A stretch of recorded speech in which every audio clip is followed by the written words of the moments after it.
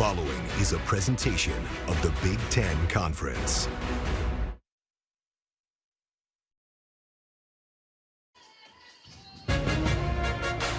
Big Ten football. For more than 125 years, it's been home to some of the sport's most iconic programs. Historic venues. Legendary players. Hall of Fame coaches. The rest of your life, you'll remember this. And bitter rivalries. The Big Ten championship and a trip to the Rose Bowl on the line. The memories are a reminder that the past is so often a prelude to the present and future. As another Big Ten football season kicks off.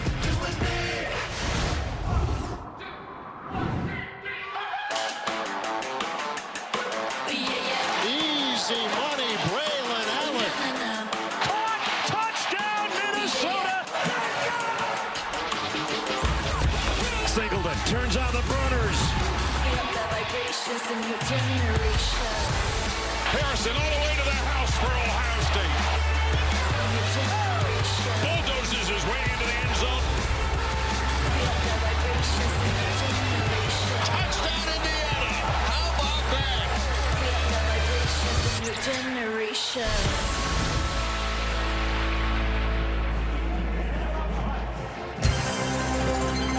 That music means it's time for college football.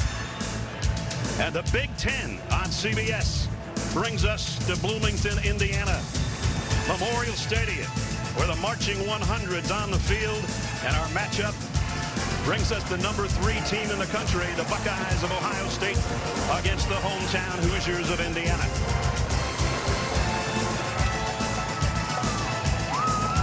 A lot of cream and crimson, and also a lot of scarlet and gray shipped in from Columbus for this one.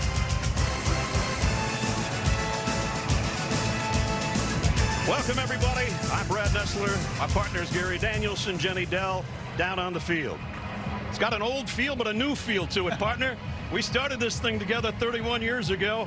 Here we are doing a Big Ten football game today. You know, Ness, since this was announced, I just had a flood of memories as a player, the teammates, the friends, all the great games we did together, and then especially the players that we've met along the way. I mean, we've done some of the iconic names. We've been lucky enough to be there. Yeah, and we just didn't take it Big Ten-wise back in the days when, by the way, it was the Big Ten when we started. There were 10 teams then. We took it worldwide a couple times. Hi, everybody. I'm Brad Nessler with Gary Danielson. Welcome to Tokyo, Japan. Gary, it's been a long trip. It's been a long wait for Wisconsin. Their task is at hand, a Michigan State team that's very tough, and what a strange setting. This is a great league. The Big Ten is a great league, and I'm proud to represent us. Here we go. We got the Roses right here. Thank you, Jim. Appreciate it. Great job representing us in the Rose Bowl. Congratulations Good on the job. Big Ten championship. We've seen rushing leaders, passing champions, linebacker U to Heisman's in the big house. From the huddle to the broadcast booth, from Big Ten player to Big Ten head coach, and the GOAT when he was just a lamb. That's some of the things we saw the first time. We're looking for more of that starting here today. #3 team in the country, Ohio State. They come in last year, averaged 44 points a game. They've made the college football playoff 3 of the last 4 years. They look like they're loaded again, Gary, especially at wide receiver. You know, I think it's so apropos that they're playing here in Indiana, the Indianapolis 500, because this Ohio State football team is like a race car. I mean, and they've got engine, they got players, maybe I think 2 best receivers as a tandem in college football. They've got the firepower all around, except for one little thing. One little thing is C.J. Stroud's in Houston, Justin Fields in Chicago, and who's going to fill those shoes now? That's a quarter. Well, it's going to be guys that have never taken a snap for Ohio State in a meaningful way. And these 2 guys, Kyle McCord or Devin Brown, Kyle McCord's going to take the first snap, but the competition is not over. And both of these guys have to understand, like the analogy of the Indy 500, they just don't want to put this fancy car into the wall. Let it purr for a while. Let it percolate, because they've got weapons all around them. Take your time. The big plays will happen. So we got 2 drivers today. And here come the Buckeyes.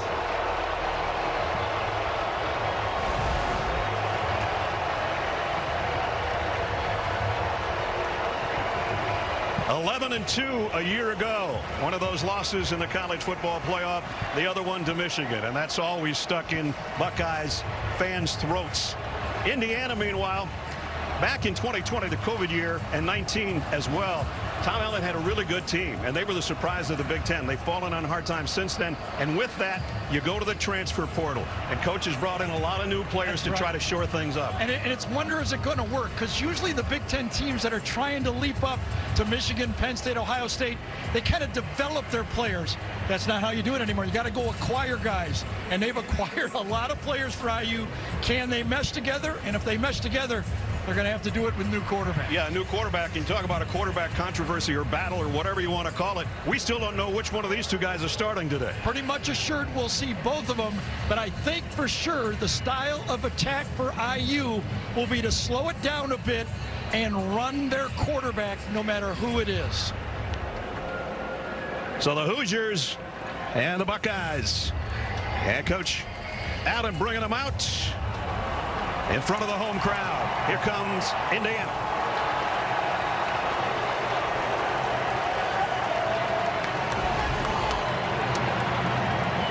Can they pull off an upset at home?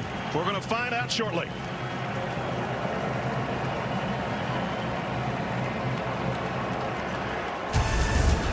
The Big Ten on CBS is sponsored by Sonic, Allstate,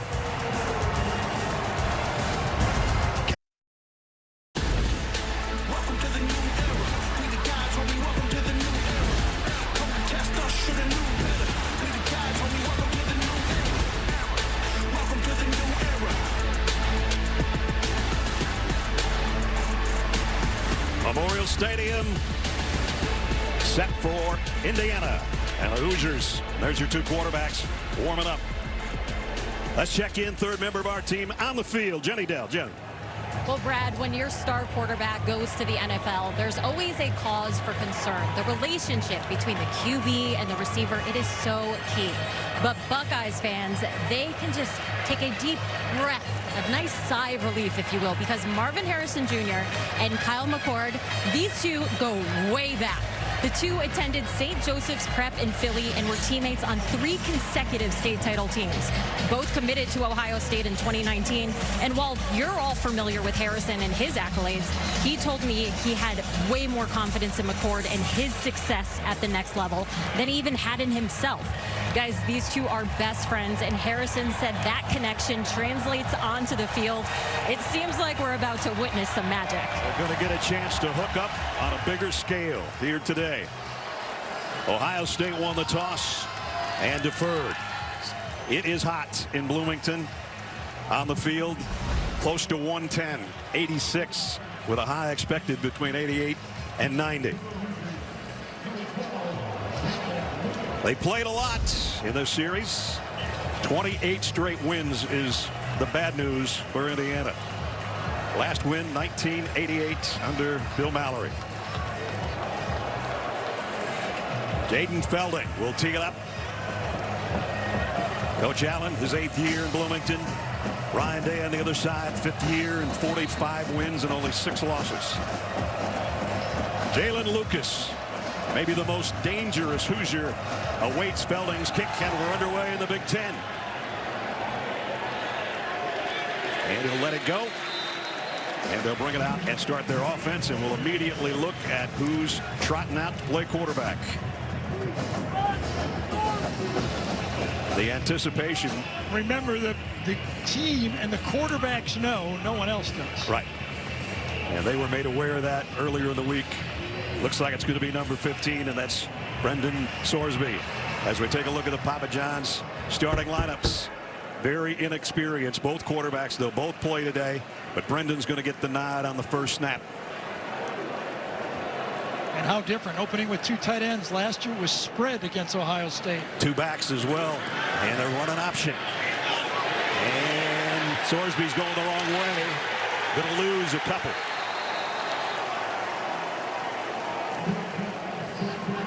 Papa John's lineups offensively along with Sorsby. Here's the group that'll join him. We mentioned Jalen Lucas. They'll put him in 5 different spots today, and he's the top returner in the Big Ten from a year ago. So he's dangerous in a lot of ways if they can get it in his hands. Loss of a couple. 2nd down and 12. Option to the left. No pitch. Sorsby keeps. Almost got a 1st down. Going to be about a yard short.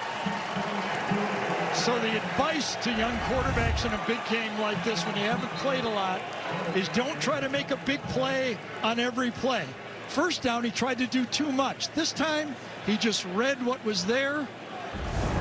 Late flag came in. Brian Banks is our referee. Personal foul, targeting, number 1, defense. That foul is under further review. So they'll take a look at it, a targeting foul. Big Minosan, huh? Yep. He's going down. He's lowering his head.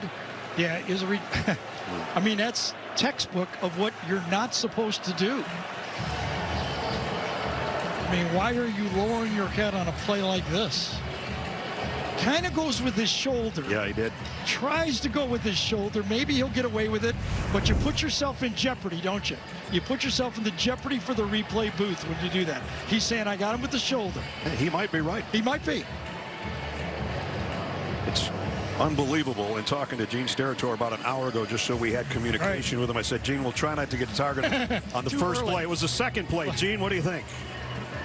You were only 1 play behind, Brad. I give you credit for that one, my friend.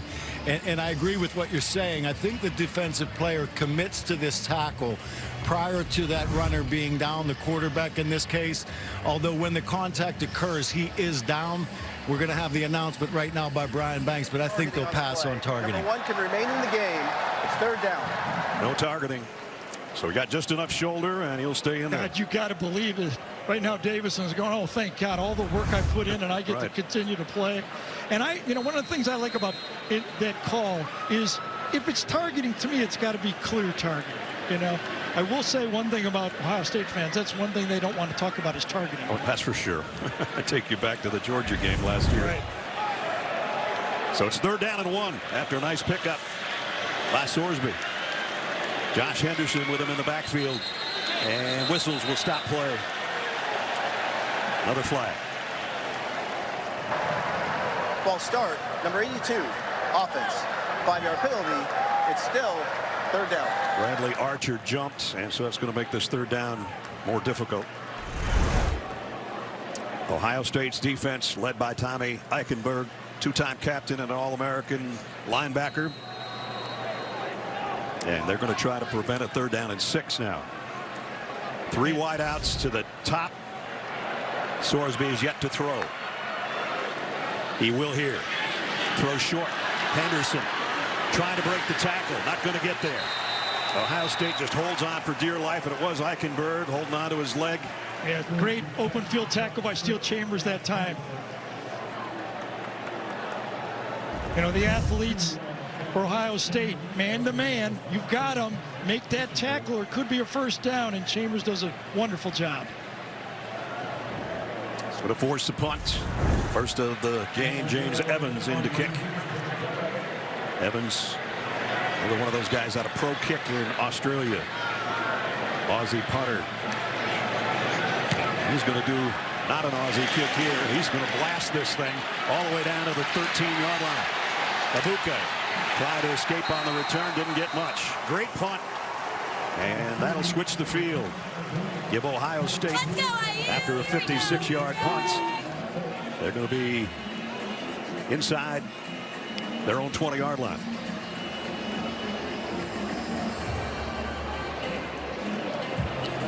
The Buckeyes, Kyle McCord at the controls, about to take the field, and here comes number 6. So we take a look at our Papa John's starting lineups and the story on Kyle. Mount Laurel, New Jersey, as Jenny told you, 12 career games, only 1 start in there. He has thrown 3 touchdown passes in relief duty, but now it's his team, at least for the opening series. We're going to see both quarterbacks on both teams today. Travion Henderson back and healthy. The tailback, Marvin Harrison in motion, and it's Henderson. Nice job by the Indiana defense in Ohio State on their first snap. Loses 2. Rest of the offense for the #3 team of the country. Looks like this. Travion Henderson, as I mentioned, under 600 yards last year, but over 1,200 the year before when he was healthy.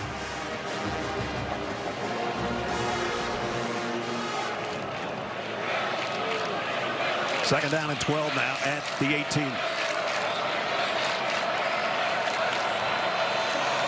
Blitz off the corner. McCord throws that way out in the flat, a little bit low, but Harrison scoops it up. Got it within 2 yards of the first down.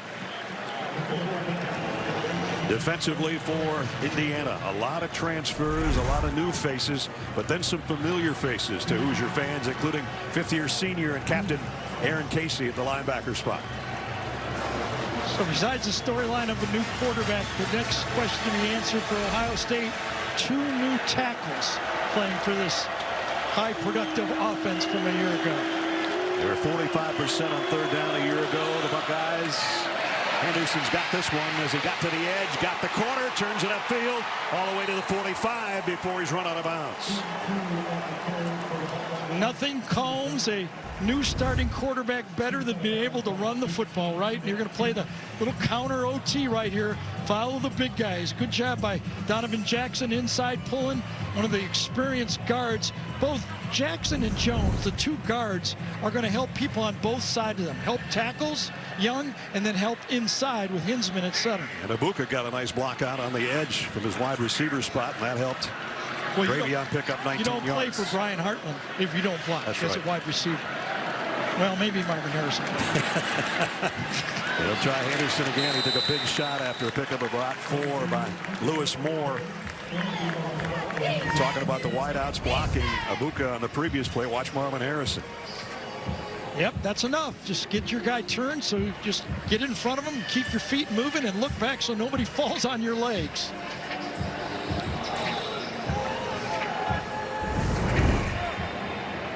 So he got it out to the 49. And a second down and 7.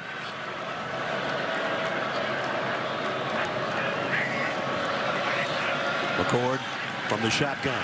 Fires it over the middle. That's complete. That's a first down throw to Cade Stover, the tight end. Ohio State going 2 tight end, Gee Scott and Cade Stover. Stover, one of the things that you like with these type of tight ends, Gee and Scott, can they catch the ball too? And yes, we know Stover is an athlete. Played 3 different positions for Ohio State in his career. He had 2 touchdown catches against Indiana a year ago. In this case, he's got him a first down. And remember the national championship game? He got hurt in the first quarter. I think the last play of the first quarter. McCord double clutches and then missed Henderson out of the flat, his safety valve.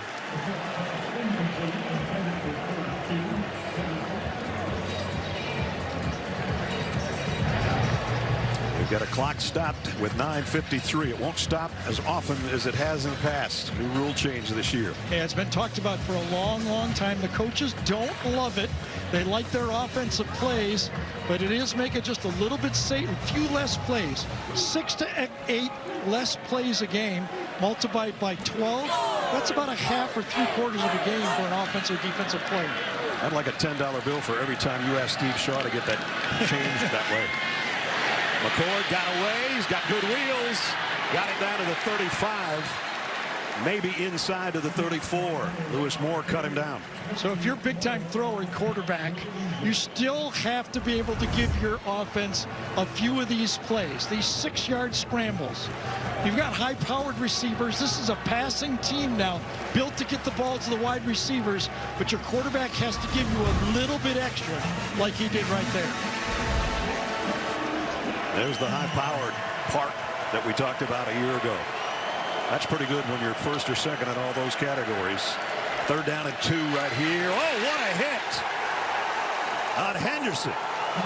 Aaron Casey, the guy I talked about, the captain linebacker wearing number 44, and that is a collision. Yeah, and they wonder if Ohio State will go for it on 4th down right here. It's in that territory where you might. Watch Casey come from just outside of the screen and goes untouched. Woo! That was a hit. Yes. I man the middle. And Gary said Buckeyes are going for it. 4th down and 2. McCord under center. The play fake, quick throw out on the flat. 1st down and a bunch more. Scott, the tight end, and a 1st down for Ryan Day. You know, a little bit of that, I think, what is going to be the next wave of college football is the 2 tight end offense, the one that Georgia used last year. I think Alabama's going to feature more of it. You see Ohio State, it keeps the defense at odds on what to do. How do you match up? Do you bring an extra linebacker in? Do you keep a safety in? It's almost forcing the defense to make a decision with those 2 tight ends in the game. You see Chip Traynor now in at tailback for the first time, and he'll get the carry. Nice move to the outside. Inside the 20, a stiff arm, a 1st down. Run out of bounds, 1st and goal, Buckeyes.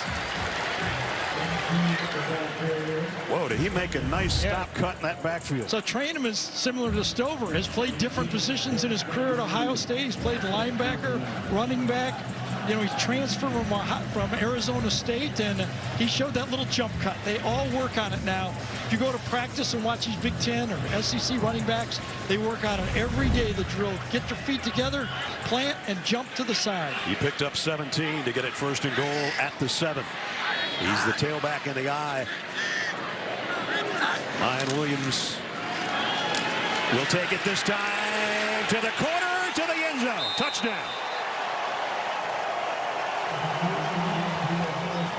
First time he touches it, Miyan Williams for the 7-yard score. He did, but that offensive line, remember we talked about the tackles. Got to transfer Josh Simmons at left tackle right there, 71. Really doesn't have to block anybody on that play because, again, it's cleaned up by those tight end on the outside. I think this is exactly what Ohio State wanted. A little more balance because of your quarterback. You don't have a 1st-round draft pick playing quarterback right now. Belding's extra point makes it a 7-0 Buckeye lead. Good-looking opening drive by the number 3 team in the country. 80 yards and 11 plays. Miyan Williams caps it off. 7-0 Ohio State. If you've ever wished you could take buffalo chicken dip wherever you go. Next Sunday, we can't wait for our NFL on CBS Super Bowl season to kick off. Some great games on CBS, a doubleheader, including the Bengals and the Browns. Eagles will take on the Patriots. All starts at noon Eastern. JB and the guys on the NFL Today. Next Sunday, the NFL is on CBS and streaming on Paramount Plus. As we talked about the 2 tight ends and how teams are going to it more and more. Watch Cade Stover right here with a block and Scott right there, and then led by the fullback this time. That's picture perfect. That's Ohio State Buckeye football back when we did this conference. So great looking opening drive, 11 plays and 80 yards, and they picked up a 4th and 2, remember, on that drive. So well done. See if Jalen Lucas could get his hands on a kickoff from Belding. This time he will. 2 yards deep. Got a little bit of a crease. And he got it out to the 34. And that shows you how dangerous he can be in open space. And the kicker had to make the tackle.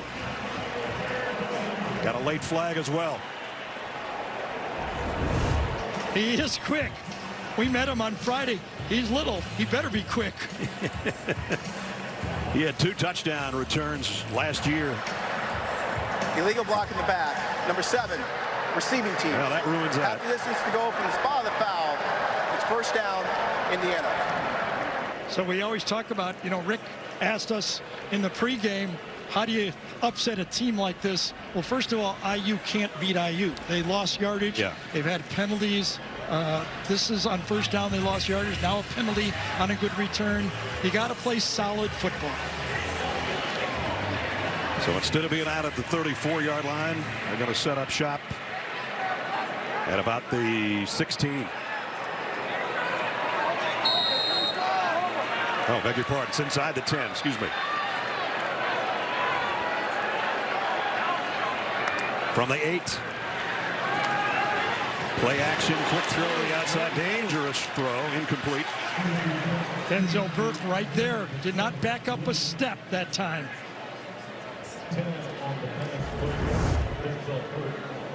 Two-year starter, left side of your screen. Watch him read it one. He's on it. He's on it. He's getting there. Freshman All-American 2 years ago. I kind of felt that the secondary for Ohio State kind of fought themselves a little bit last year. A couple of injuries, then they kind of lost their confidence. Kind of hard to run the option from where they are. They do have two backs. That's the set they ran it from last time. And they will pitch it on the edge, and it didn't go anywhere. Man, oh man. Lucas brought down another loss, and this is going to be tough. They try to pick up a third and a mile. Yeah, that was Josh Proctor that time. One of the elder statesmen on this football team, but he's coming downhill to make the tackle. Watch number 41 come from the right side of your screen. There he comes. Beats the block by the tight end that time and gets him in the backfield. See, that's a nice thing. The option looks good on the blackboard, but there's a lot of guys to account for. Yeah, especially when you're inside your own 10. Yep. And now Sorsby's going to be taking the snap near his own goal line of the shotgun on 3rd down and 11. From his own end zone, in trouble, got away. And he did get it back across the original line of scrimmage, but they're going to have to punt. So doing a lot of watching a little tape, doing a lot of reading about Ohio State. What they're hoping for the most is that the front four can put pressure on the quarterback. Tuimoloau, Sawyer, Kenyatta Jackson, can they get those edge guys to be more of an attack pass rush and not have to bring the linebackers or safeties? James Evans, who hit a 56-yard punt last time. He'd love to air another one out.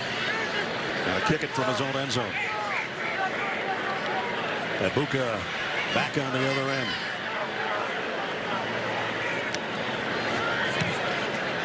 Boy, kicking in the middle of the field is dangerous. Ibuka takes it at the 34. Made the first man miss, but not the second and third. Nice coverage by the Hoosiers, but still good field position for the Buckeyes. With 5 minutes, 24 seconds remaining in the first quarter. Buckeyes, their opening drive took them to the end zone. We'll see what Jerome Depot. Let's take you back 29 years ago. 4 wideouts for Collins. Comes up firing, and he's going to get the pass complete, but not for a first down. When you're facing an explosive football team, tackling in the secondary is one of the keys, and that's what IU is going to have to do to stay in this game. Let things happen in front of them, come up, and make sure tackles. That's the last time you and I were here together. Amazing. But you know also is amazing? The key to the game that I wrote down before I saw that clip, same exact thing. Oh, my goodness. 30 years plus later, tackling in space, when you're playing elite athletes, they're going to catch some passes, but you can't let a new quarterback throw a 5-yard pass for a 50-yard gain. All right. McCord led the opening drive of 80 yards. He's in the shotgun with Travion Henderson behind. Henderson again hitting the backfield. Nice job by the Indiana defense. That time Carr came up and made the hit.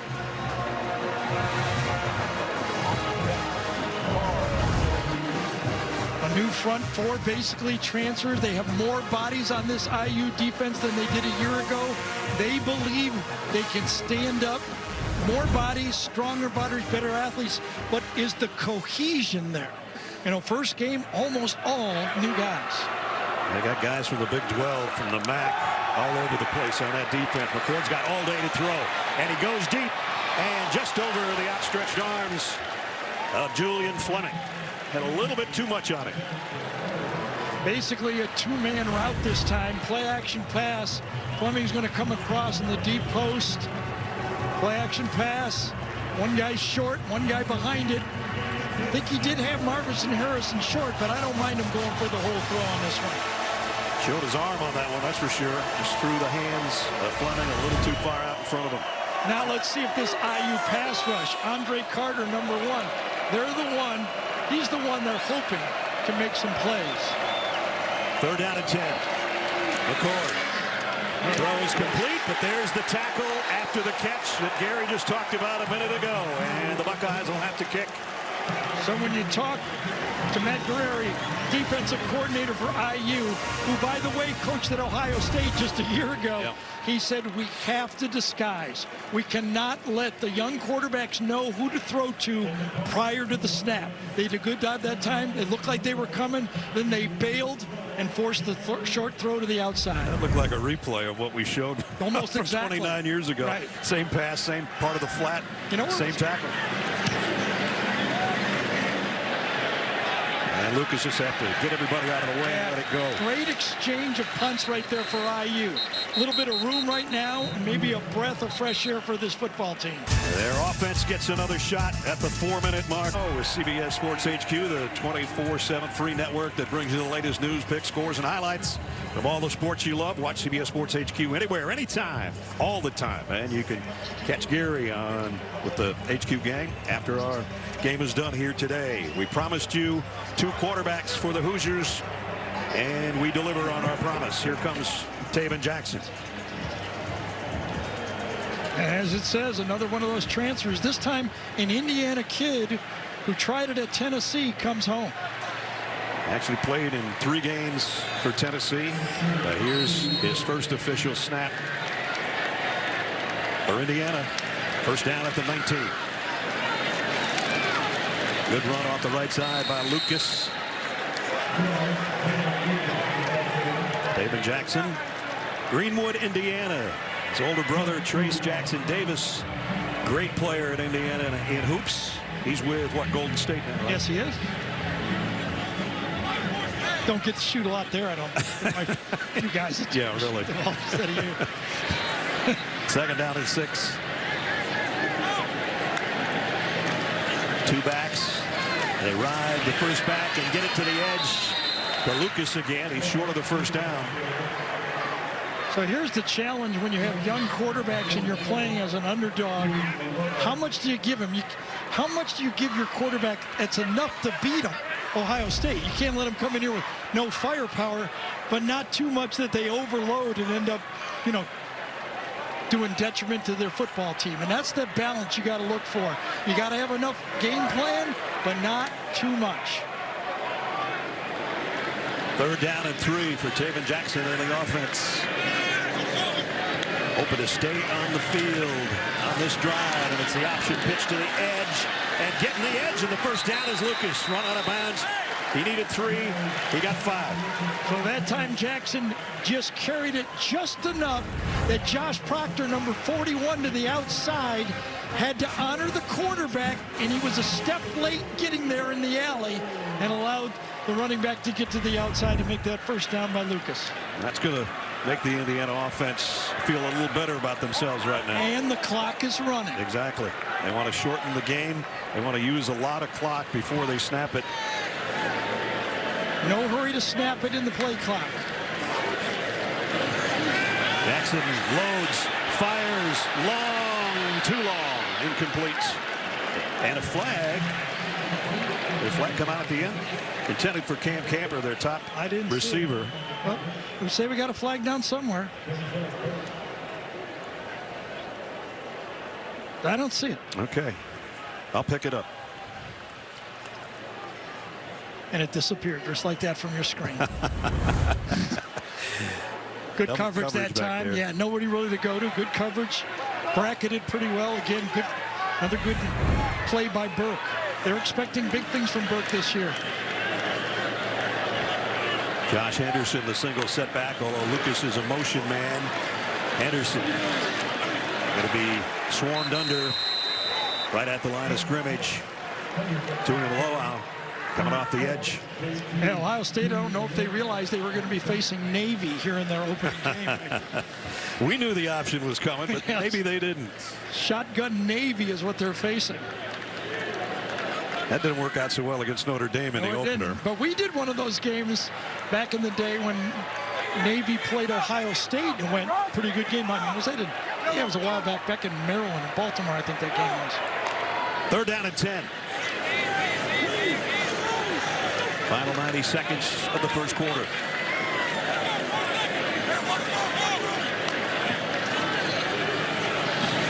Straight up the gut. Be well short of the first down. Well, this is where fourth down and about 5. This is where the IU fan has to be patient. Okay, little boo birds right there. But for this football team, the way they're playing, 3rd and 10 with a young quarterback is not a good call. And if they can end the first quarter down only 7-0, Exactly. they'll take that, I think. Let this clock go down. Let this clock go down all the way. Use every second of it before you punt. James Evans, you look behind him, second best single season ever in Indiana history last year punting the football. Good job, under 10 seconds. This one's going to cause a fair catch around the 21-yard line from Ibuka. So 40 seconds remaining first quarter. The Paramount Plus with Showtime plan.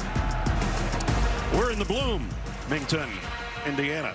The Hoosiers trail the Buckeyes 7-0 here in the late stages of the first quarter. Sunny, hot day, and Ryan Day with another high-powered football team. Yeah, and how patient will Ryan Day be? Remember, since he's been to Ohio State, they've kind of changed their image. They're now a passing team. The last 3 starting quarterbacks that Ryan Day's been a part of, first year, all made it to New York as Heisman candidates. How long will he be patient and continue to run the ball, 2 tight ends, or will he say, oh, I'm itching to throw the ball here? Let's see if he's itching for Kyle McCord to let one go here. He will, but it's a safe throw underneath Marvin Harrison, who got about 8. Yeah, I'm looking for it in this football game. I think Harrison every game. No, remember, Marvin Harrison and Ibuka can't be covered by NFL corners one-on-one. All right, no one's going to cover him one-on-one. IU defense has to confuse the quarterback. I still think Harrison gets 10 catches in this game. A lot of people think number 18 might get a trip to New York for the Heisman thing if he has the kind of season he had a year ago. Here's Travion Henderson, first down, big collision in the backfield with Lewis Moore, but he picks up the first down. And let's see, they ran towards Josh Simmons. You know, they had an All-American tackle last year at that left tackle spot, bringing in those tight ends. But let's see what we did. Number 71 is right here. Let's take a peek. Reaches out. Nobody to block. That's easy no matter who you are right there, right? Stretch it out. Good first quarter. Big Ten on CBS. We've completed quarter number 1. 3rd-ranked Buckeyes in front of the... Back in Bloomington, Indiana. 3rd-ranked Ohio State on the road. And only 1 score so far. That was an 80-yard march for the Buckeyes on 11 plays to open things up for their offense. But the Hoosiers defense has done a pretty good job so far in bottling up the big-name receivers on the outside. Travion Henderson has had a couple of good runs. Again, it's Kyle McCord at the controls. And Henderson behind him on the first snap, quarter number 2. From the 34. Now some shifts. They put the receivers in tight on the right side. McCord over the middle. Ibuka trying to avoid the tacklers. Picked up about 9.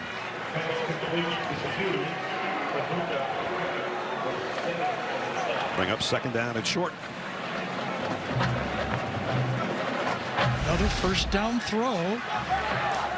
Look at that winning percentage of Ryan Days. Here's a flip out to Fleming, and he got it to midfield. Talking about that winning percentage of Ryan Day at 45-6 brings us to test our knowledge with our Aflac trivia question. Which head coach has the highest winning percentage in major college football history? Minimum 50 games. Think it over. We'll give you the answer in a little bit. Ibuka in motion to the slot on the right side. Hoosiers thinking about a blitz. Yeah, they're showing from the field that they're going to be coming. But last time they ran a zone blitz from this look. McCord will keep it on the ground to Henderson. He avoided 1 tackler, somehow got out of there and picked up about 4. Yeah, but I think this is going to come back with holding.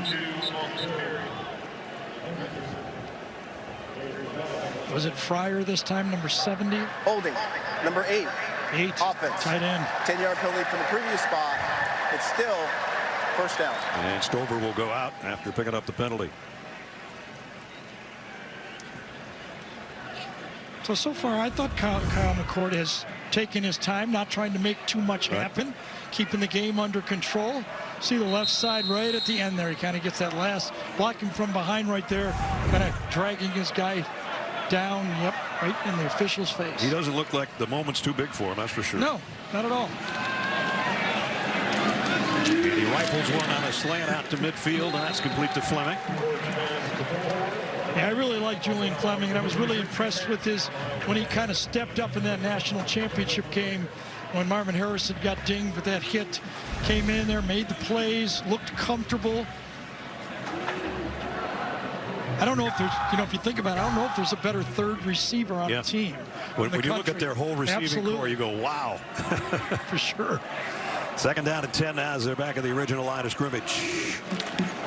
Henderson, not a nice cut, a nice run, a 1st down and 14 before they bring him down.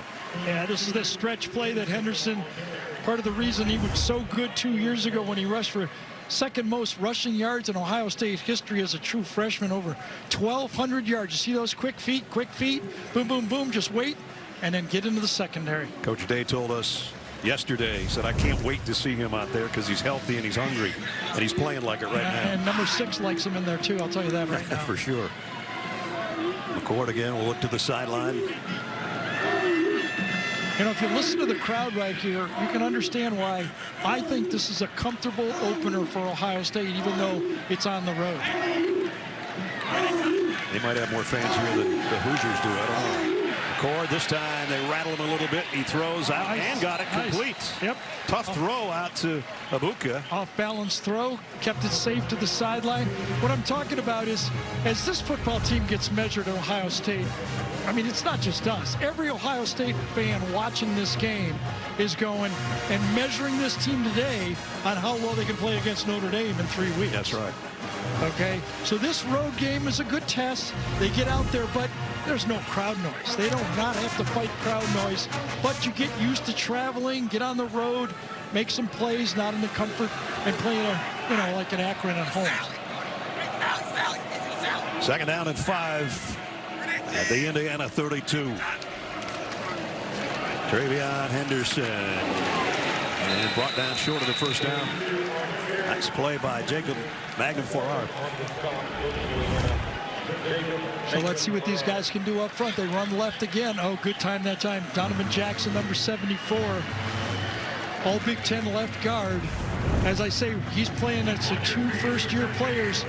They're comfortable with him. I bet he's talking to both guys, right and left, helping them out on every play. 3rd down and short. Williams, the tailback in the eye. He's the one that scored the touchdown for Ohio State. And this time he's not going to get there. Yep. Great job by Aaron Casey again. Beautiful play. I think they're going to line up and run it again, though. But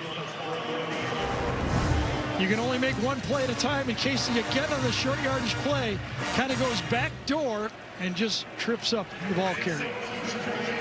Douglasville, Georgia native, his 2nd big hit. Be a huge stop for IU defense right here. That's a 4th down and 2. Ohio State converted on their touchdown drive. And play is going to get stopped here before the 4th down and 2 snap. Yeah, right now Ryan Day's going, should we just put a field goal on the board and make it 10-0, or should we go for this? We're going to find out that decision in about a minute. Talk about not only getting a stop, but getting an interception as well. Let's see what the Hoosiers offense can do with it now. Taven Jackson will stay at the controls. What a play by Toomer. Knocking down the number 1 receiver, forced the quarterback away. Lucas trying to get through a crease. Got a short game. Again, left side of your screen. Watch the play right here at the end. Knocks him down, and that's number 1. Nobody to go to over there. So then he tries to make the play, and Dunnan is right on it. There's always that danger of throwing back across your body to the middle. And yeah, we all did it, though. Yeah, I know. That's because we all watch Favre and Aaron Rodgers. Not everybody can make that. Well, we all think we are. 2nd down and 6. Play action, quick throw on a slant. Tampa. Big gainer for the Hoosiers. Down inside the 40. Well, about halfway through the season, Camper went down and the IU offense went down with it. But he's healthy. He is on a bit of a pitch count because it's been less than a year he's been hurt. But right there you showed why they believe he's their #1 receiver. Picked up 24 yards and a first down at the Buckeye 39. Nice delivery of the ball as well. A little bit of life in the Hoosier offense. Longest play of the game so far. Here comes an end around. Carter trying to get to the edge. Ohio State does a nice job of stretching it out. Yeah, and you know who it was? Sonny Styles. We did not mention his name yet. He's the true sophomore. Played a year ago as a 17-year-old. He is an NFL player playing in college. Someday he'll play in the NFL. Like his dad? He'll be a kind of a hybrid player that runs this down. 6'3", 230 type guy. Safety, linebacker, yes. Whatever it is. When you got Styles out there, you don't need to substitute as the other teams bring on tight ends or backs or three wide receivers. He can play anywhere on the field. As you look behind Taven Jackson. Turner, Burner, first down. And that's the dive play. Remember, we talked about this is really option offense from the shotgun. They're reading the end man on the line of scrimmage. They, as a lot of people say, if you can't block them, read them. And that time they read the defensive end and said, we'll just hand it off and run right by you. Christian Turner spent 3 years at Michigan, 2 at Wake Forest, now with his third team, and a big first down for the Hoosiers to the 27-yard line. This time only about a yard. Nice stop by Michael Hall on the inside for the Buckeye defense. So we approach the midway point, second quarter. Deepest penetration for the Hoosiers today so far. Nice drive for Taven Jackson.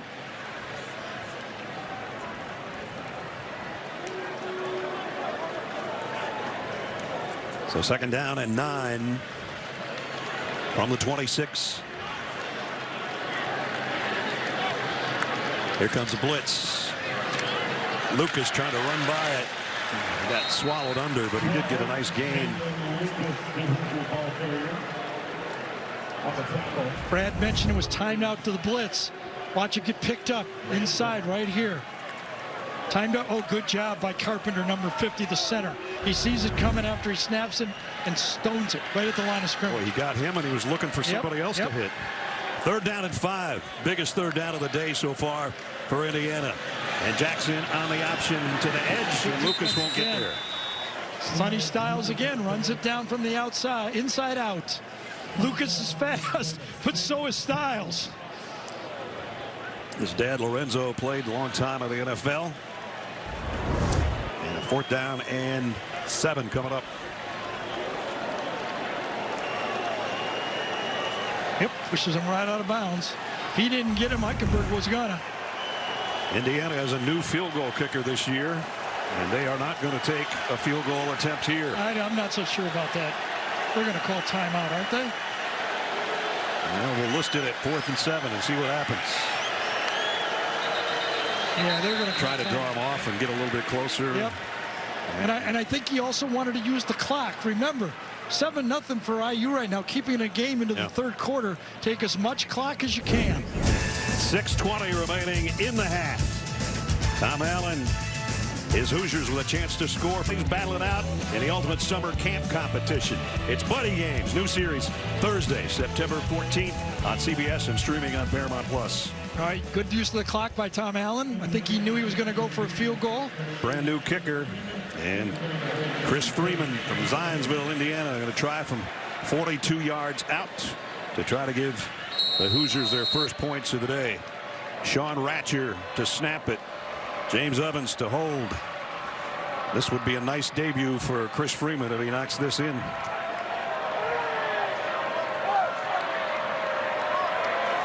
Freeman, kick on the way, hit the upright, and it went through. It went through. He did it with style.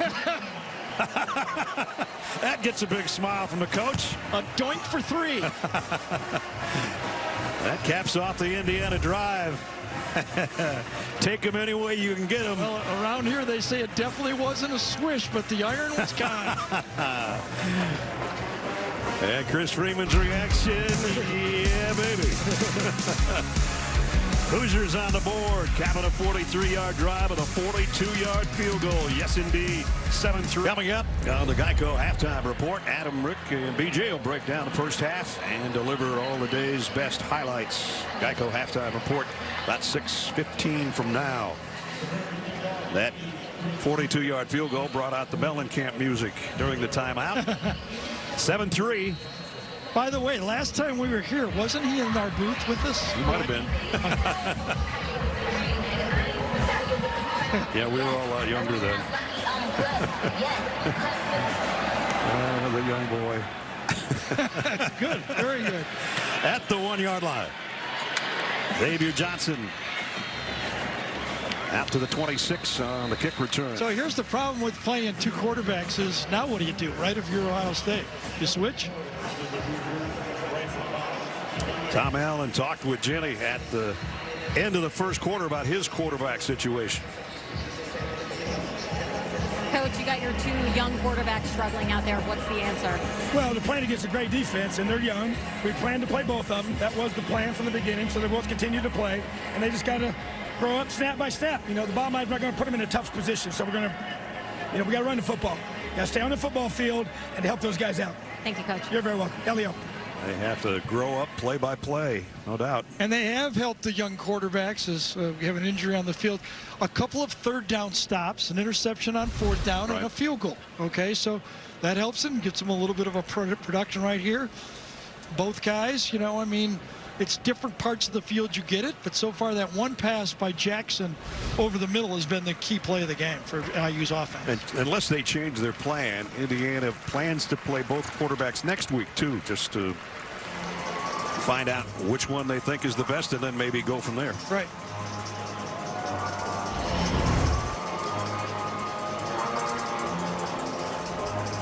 As David Jackson getting the pat on the backside after leading that scoring drive that ended in a field goal.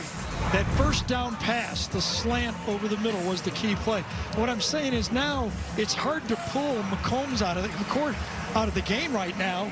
You know, Devin Brown is itching to play, and everybody wants to see him, and we're going to see him. Right now, Devin Brown, redshirt freshman, will take over the controls here for the Buckeyes, who did plan to play both quarterbacks as well. Miyan Williams, who scored the touchdown earlier, picks up 3. For Devin Brown, it was a close battle with Kyle McCord all the way. McCord wasn't named the starter until about Tuesday of this week. But the Gilbert, Arizona native missed the spring game when he broke his finger, and that kind of put him behind the 8 ball a little bit in the quarterback competition. But he is one athletic dude. So, quote, all the inside information coming out of camp was that Devin Brown had a great camp. Williams almost lost the ball. He tried to strip it. He re-grabbed it and got it out within a yard or so of the first down. Mangum Farrar trying to rip that ball out of there. It'll be 3rd down and 1. I think the biggest difference between the two is Devin Brown just a tad more athletic when he runs the ball. Who knows? He might get a chance right here. 3rd down and a yard.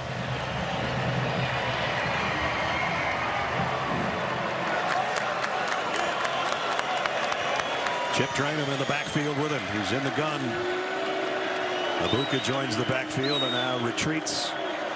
And here is the run. And that's going nowhere, says Andre Carter.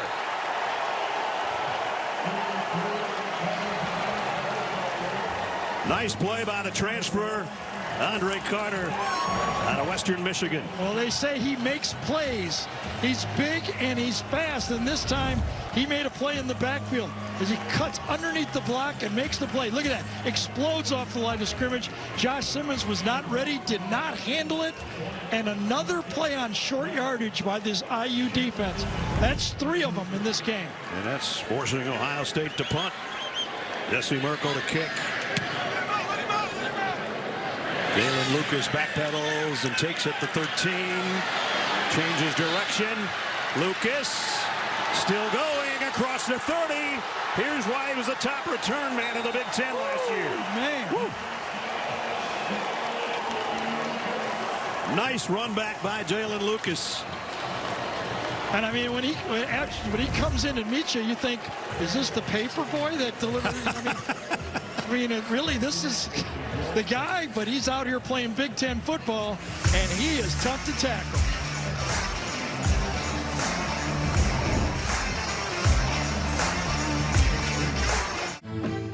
Your first home sees a lot of firsts. For Ohio State, we used to Another stay. one of those guys we had the pleasure of covering, right? No kidding. Back in the day. A little earlier, we asked you our trivia question. It was, which head coach has the highest winning percentage in major college football history? We told you how high Ryan Day's was. Is he number one? No. Walter Camp won 92% of his games. Not bad. And there they are. Yeah, but he's the only one with a color photo, so he wins, right? Yeah, we wanted to get a black and white picture, but we didn't. First down at the 42 after that 28-yard punt return by Jalen Lucas.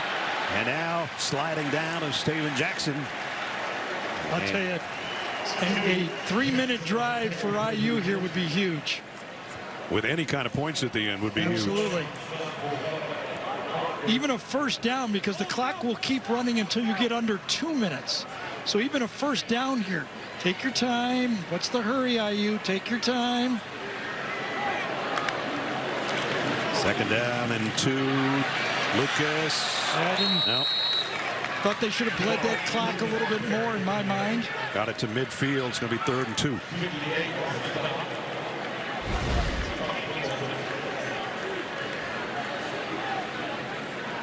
First 4 possessions didn't look good at the beginning. Field goal at the end of the last one by Freeman that hit the upright and went through. And they would love to get another 3 or 7. We're under 3 minutes. And right now they'd love to get 3 yards. That would give them a first down. Yes. Henderson and Lucas flanking Jackson in the backfield. And there's the first down by Henderson as he blasts his way to the, I beg your pardon, that's Turner, to the 45. And that'll bleed 30 seconds off the clock. Remember, the clock would have stopped right here and given more time. But right now it bleeds out, and IU is feeling that they can run the rest of this half out and either put points on the board or give a chance for a field goal, but at least keep it away from the Buckeyes. So Christian Turner's picked up 2 first downs on the ground for the Hoosiers. He's in there with Lucas and Jackson. And a first down, the 45. Lucas, only a couple that time. And now we're going to work our way inside 2 minutes. Well, you can tell it's triple option offense because you must establish the dive play to run the triple option. Usually not diving with a 170-pound guy. Hey, he's shifty, though. It doesn't ripple the water very much then when you go through. Nice job by Steven Jackson. Again, smart use of the clock. No real hurry right here. Now they up to the line on 2nd down and 8. If they get a first down, it will stop as it used to. And not going to get it this time. Got it to the 40. That's Turner. And it's going to bring up 3rd down and 5. We're going to work our way under a minute here. Now do you let Jackson put it in the air here? I'm not so sure about that. I wouldn't mind a quarterback draw here or a quick screen to the outside. I would not really want to throw the ball downfield too much right here. Wouldn't want that pass rush for Ohio State to get a sack. And keep it on the ground, but Henderson didn't get much. It's 4th down. Was that Eichenberg on that one? Somebody centered up that tackle. It was. That's him. 35 has a tendency to be around the ball. St. Ignatius linebacker, brother plays for the Miami Dolphins. Oof. Yeah, that was even his new coach, James Laurinaitis, would like that tackle. That's right. Yep. New grad assistant, James Laurinaitis, used to do that same thing when he played here. Tommy had 120 tackles a year ago. He just had a big one there, and it brings up 4th down when we come back. If you just set out to build an electric car, that's all it will ever be, an electric car. But the Polestar 2 is something more. Every detail designed to be quietly distinctive. Polestar 2. The way electric cars should be. Visit Polestar.com to test drive and order today.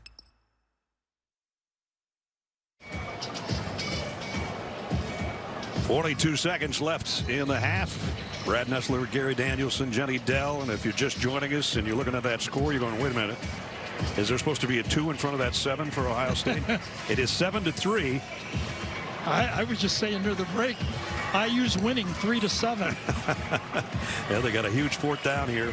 They're out of field goal range, even though we know that Chris Freeman has a big leg, but not that big. This is a big 4th down for Indiana. No, they're not doing that. They're trying to draw them off sides. They're not going for it. Oh, my. Jackson rolls, throws, broken up, incomplete. I don't understand that. Why would you do that? Josh Proctor broke it up, and the Buckeyes take over. What are you doing? You're giving them the ball at the 40-yard line. They've got 2 NFL receivers. You'll see them in a second. Run under a nice lead. Very fortunate it wasn't picked off. If it would have been, Yes. pick 6 going the other way. Yeah, I don't like this call. Don't like the strategy. I just gave Tom Allen a lot of credit for a lot of gamesmanship. Running the clock out, and he gives the Buckeyes the ball at the 40-yard line.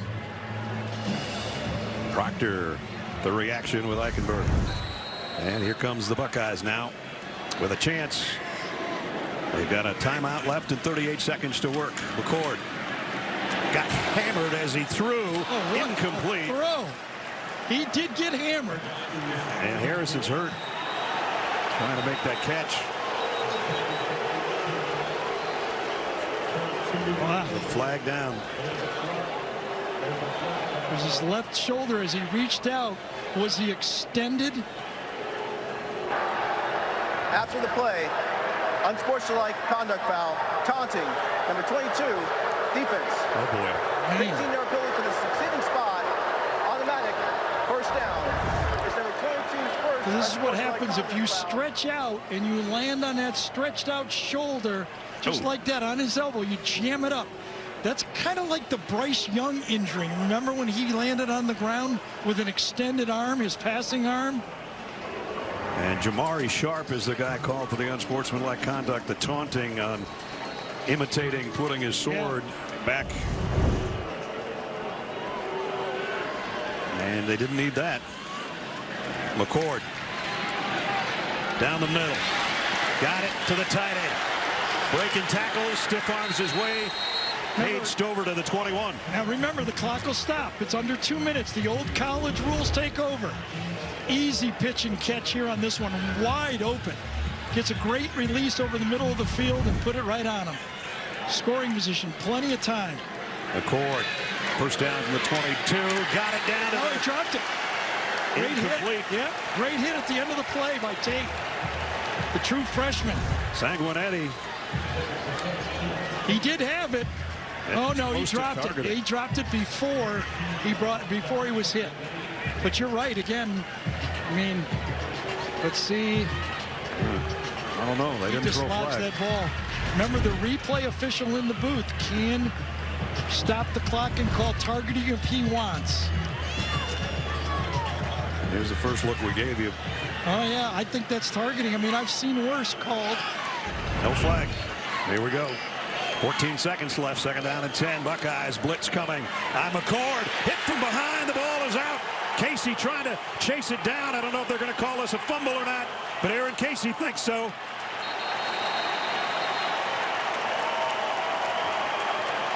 Indiana ball. They did call it, but the officials err in the for a fumble, not a pass, and they come and fix it in replay. Let's take a look if the ball was thrown or not.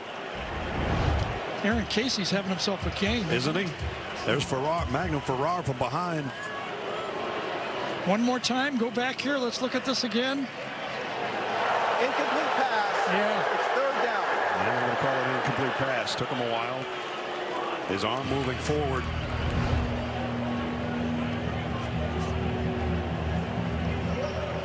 Yeah, I think the ball was coming forward. I think that's an incomplete pass. Gene Steratore is with us from New York. The first look was a little clearer.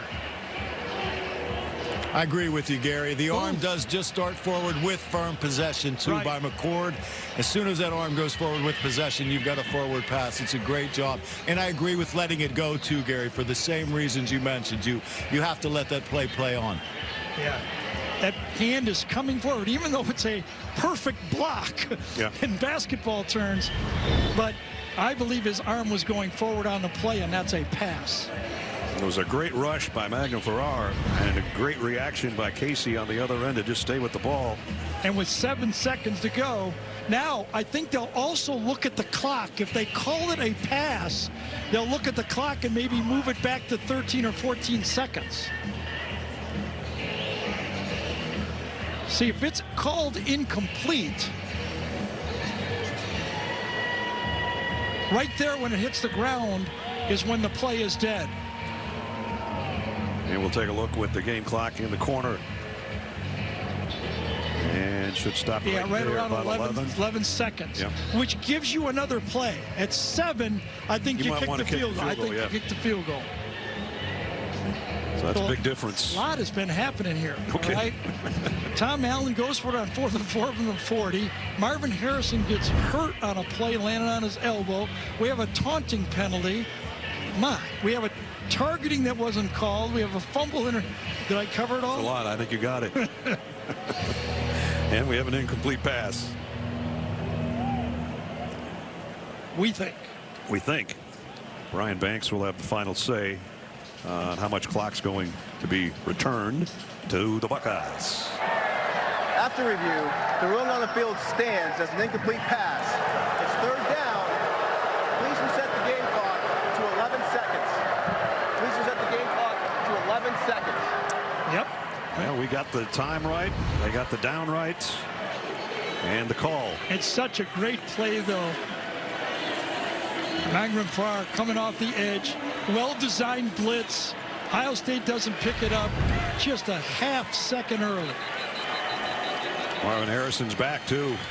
So that time in between to try to straighten everything out's given him a chance to catch his breath and move that shoulder around. And now it's 3rd down and 10 with 11 to go when we return.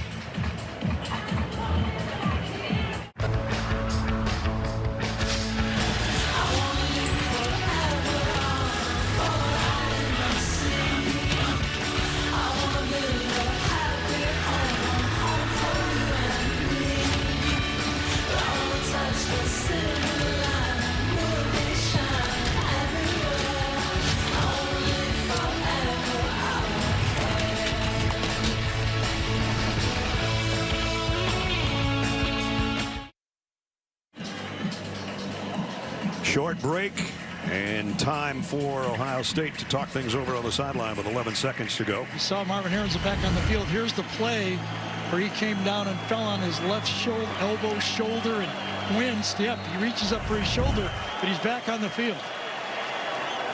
Xavier Johnson's in the game as well. 5 receivers for Kyle McCord. Pressure coming. And knocked down. What a play. Lewis Moore. He's been in on a lot of plays today. None better than that one. When you talk to the coaches, he was the one guy they said is really coming on for them in practice. Lewis Moore, former wide receiver. He was beat over the middle. Beautiful throw. I mean, you can't throw it any better than that. And Moore makes the play. If he doesn't, that's a touchdown. Jaden Felding, the brand new kicker for Ohio State, is out to attempt a 40-yard field goal. Indiana calls timeout. I'm going to let him think about it a little bit. I don't know if they had 11 guys out there. 5. I think they did.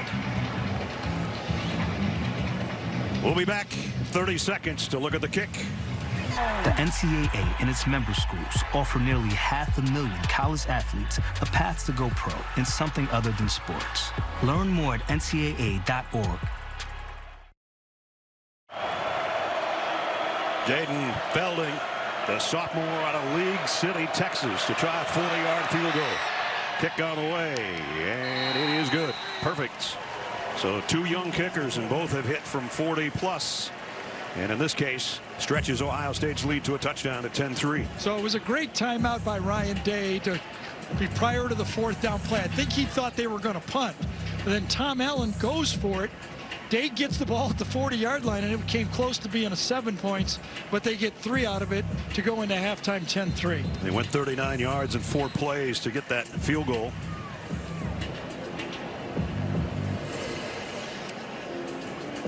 And just 3 seconds remaining. Last 5 meetings a little bit different at halftime. Ohio State over that course up by 21 plus. And another, the effect of the game clock, you know, a little bit. Only 56 offensive plays, 30 by Ohio State and 26 by Indiana. A little bit different feel, but remember, IU, we talked about this. They were going to try to shorten the game by playing slow ball against IU. Excuse me, against Ohio State. Unless that guy can take it coast to coast, this will be, barring a penalty, the last play of the first half. But don't count out number 12. And they're going to line drive this to try to keep it away from him, and it's going to make it to the end zone. So Felding did his job on the kick to give him 3 points, and he does his job to keep it out of number 12's hands on the ensuing play. This was a knuckler, wasn't it? And our AT&T 5G pylon cam almost caught that thing. So 1 play from the 25 for Taven Jackson. Take a knee. If the IU faithful that came here today were told that it would be 10-3 at halftime, they would take it, I'm pretty sure. Yep. However, it should be 7-3. Yes.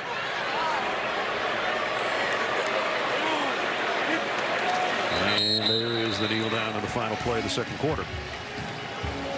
Yeah, good tough football game here in the Big Ten on CBS. Coach Allen's happy with it. Tommy Eichenberg and the Buckeyes might not be so thrilled as they head to the locker room. Yeah, but the best news for the Buckeyes is number 18 was out there playing at the end of the first half. That's true.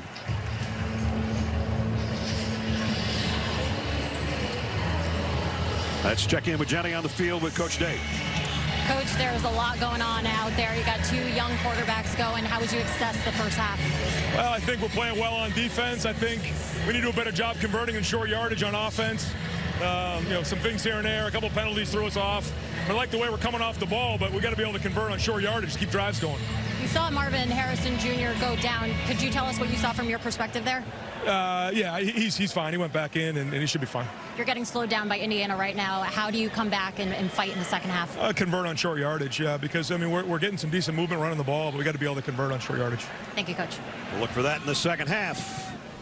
The first half, tough battle between the number 3 team in the country and unranked Indiana hanging in. Geico halftime report coming out the third quarter in Bloomington, Indiana, and the third-ranked Buckeyes only leading 10-3. Welcome back, everybody. Brad Nessler, Gary Danielson, Jenny's down on the field. You know, we got maybe what we expected out of the Indiana offense so far, only 3 points. But their defense that was last in virtually every category a year ago not playing like that, did it? You know, I was thinking about the game, and, you know, during intermission, I was thinking, like, what did I miss? Well, I really didn't salute the game plan so far by Matt Guerreri, the new defensive coordinator. He was at Ohio State. Nice blitz package, good short yardage defense. I thought he had a great first half. Yeah, and kept the high-powered Buckeyes to just 10 points, and that came on a late field goal that they probably shouldn't have given up had Indiana not gone on fourth down.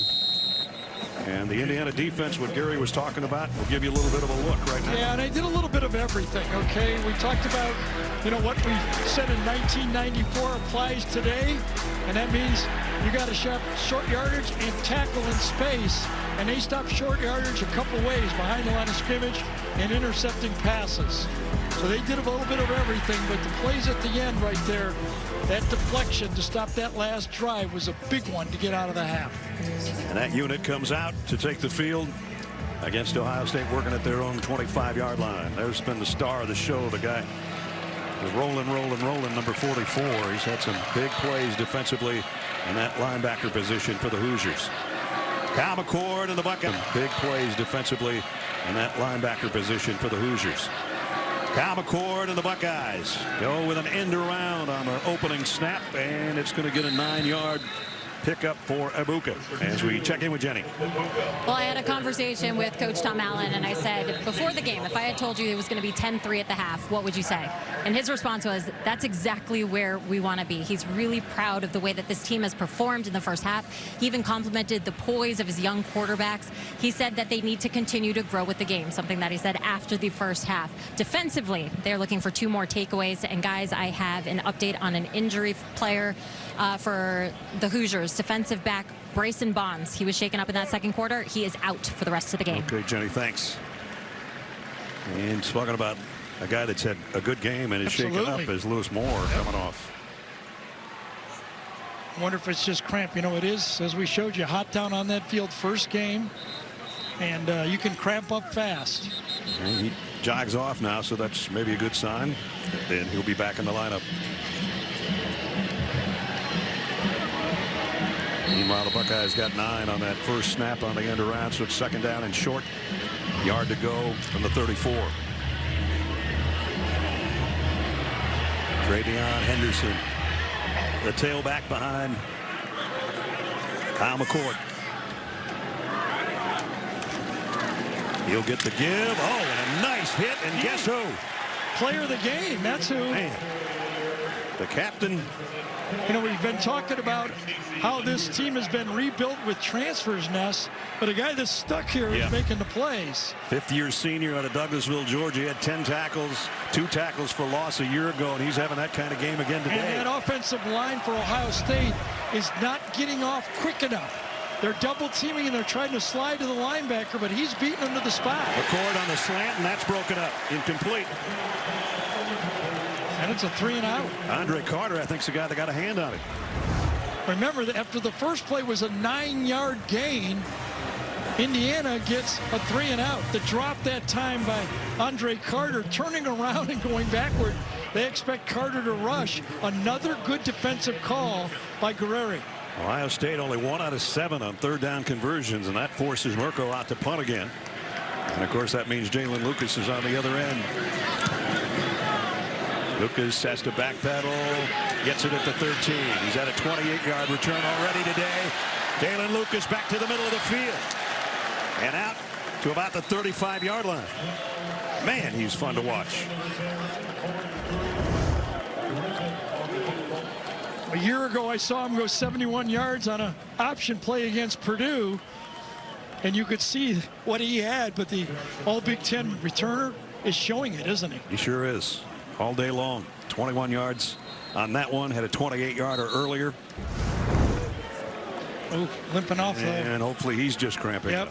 No, that one looked like he got twisted right at the end of the play. So Jackson remains the quarterback. Each Indiana quarterback only completed 1 pass in the first half. They'll keep it on the ground. Pick up a couple. Christian Turner again. Talk about the trends of the first half. McCord 94 yards passing out of 10 out of 16 first 2 quarters. Devin Brown played 1 drive, had 1 rush. Indiana quarterback Sorsby started. Jackson has been in ever since these opening 2 drives.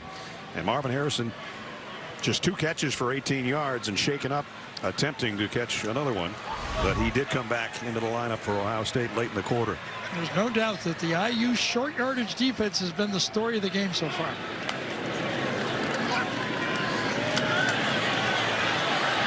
Jackson throws incomplete. Broken up. Again, Denzel Burke.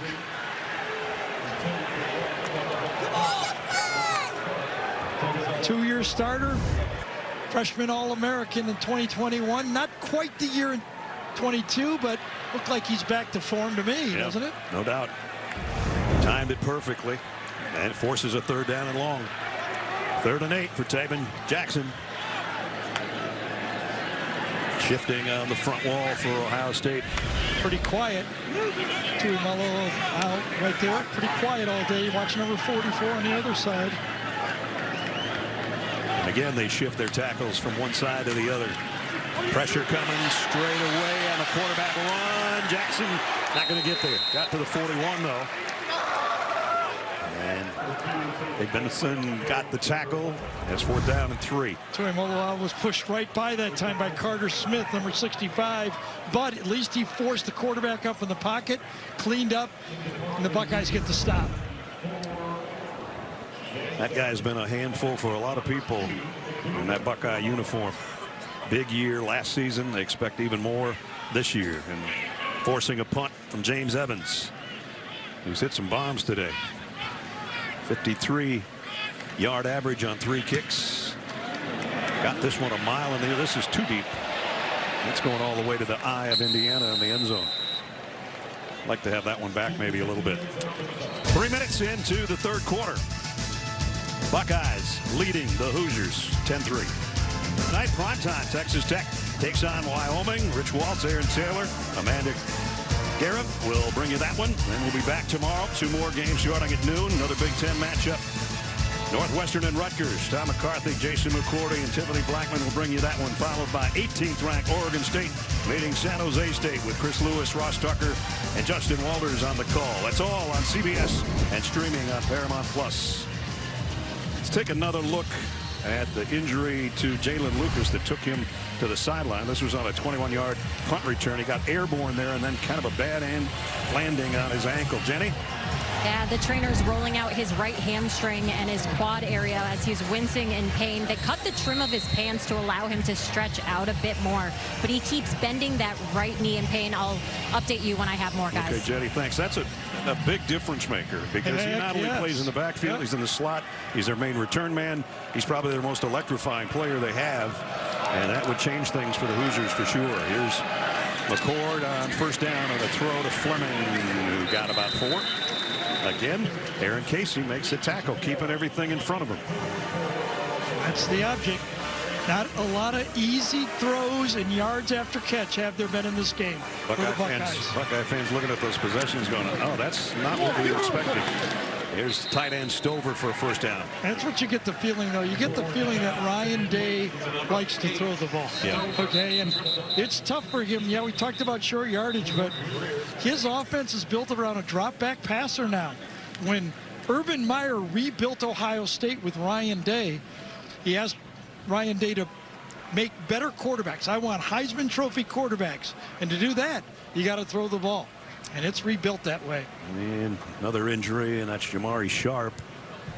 The Hoosiers don't have a lot of depth on defense. The guys that they've transported in here have played well today, but they don't have a lot behind them. We'll take a break. Liberty Mutual Insurance. Subway. And by FanDuel.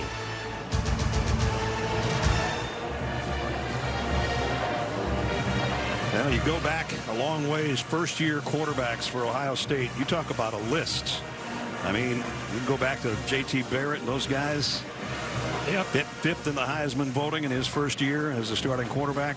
Yeah, since Urban rebuilt this team, it's been quarterback-centric.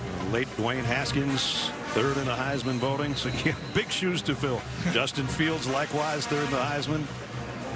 Now with the Chicago Bears as their starter, and most recently C.J. Stroud, 4th last year, and the starter for the Houston Texans. So yeah, you got big shoes to fill when you're in that backfield and holding the quarterback. And remember, in the middle of that, when Haskins got the job, Joe Burrow left. That's right. he was out here competing for the quarterback job. And Quinn Ewers went to Texas. Yep, well, that was a funny one. Yeah, yes. No, it's different. Just that there's been a lot of talent at that position, sometimes so much that they hit the portal, went someplace else to be a star and a Heisman winner and a starter for the Bengals. So it's a tough job to be the quarterback at Ohio State as it is any place. Anderson only a yard gain there.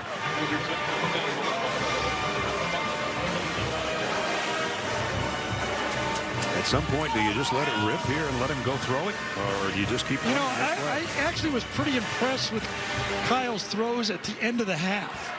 And you can see the talent he has. Obviously, you don't get recruited at Ohio State to run this offense if you can't throw from the pocket. Right. But everyone connected from this program expected that Devin Brown would get more of an opportunity in this game.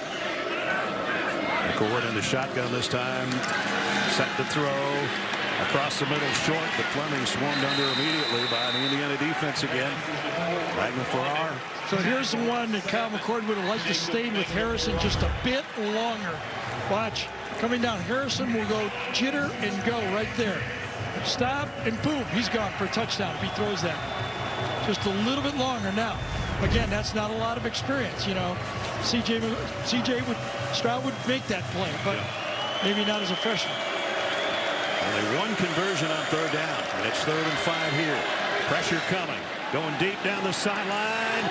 Contact back there, and there comes the flag as Harrison's knocked down before the ball got there by Kobe Minor. Interesting call, right? 3rd and 5, takeoff.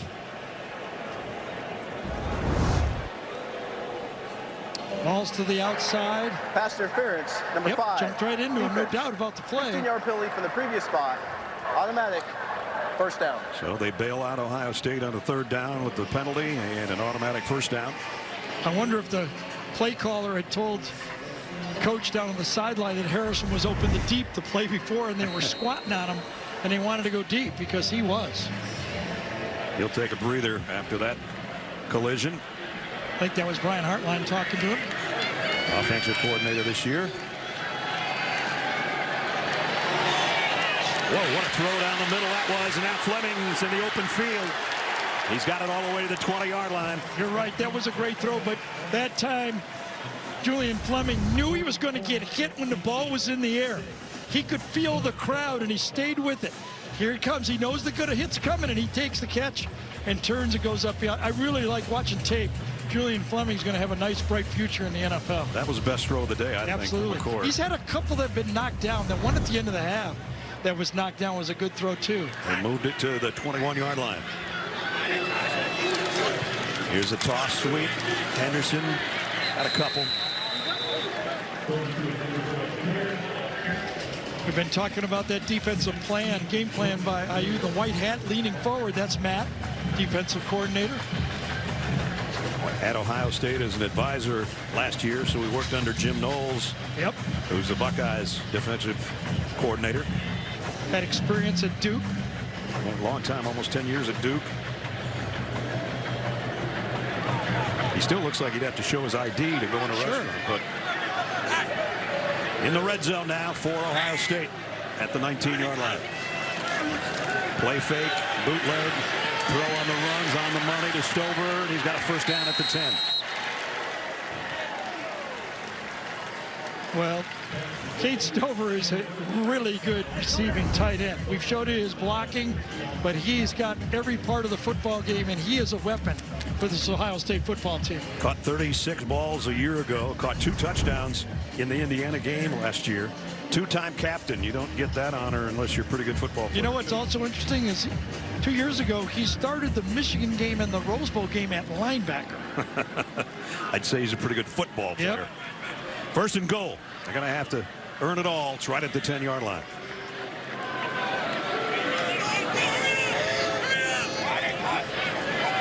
McCord looking for more.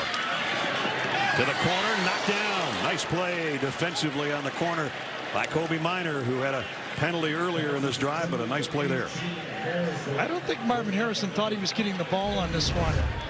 As he crosses across the field this time, it looks like he never goes into another gear on the play. I think he felt the ball was going the opposite way. Kept fading away from it almost. From our AT&T 5G pylon cam, that's how it looked on the pass breakup at the goal line. Second and goal.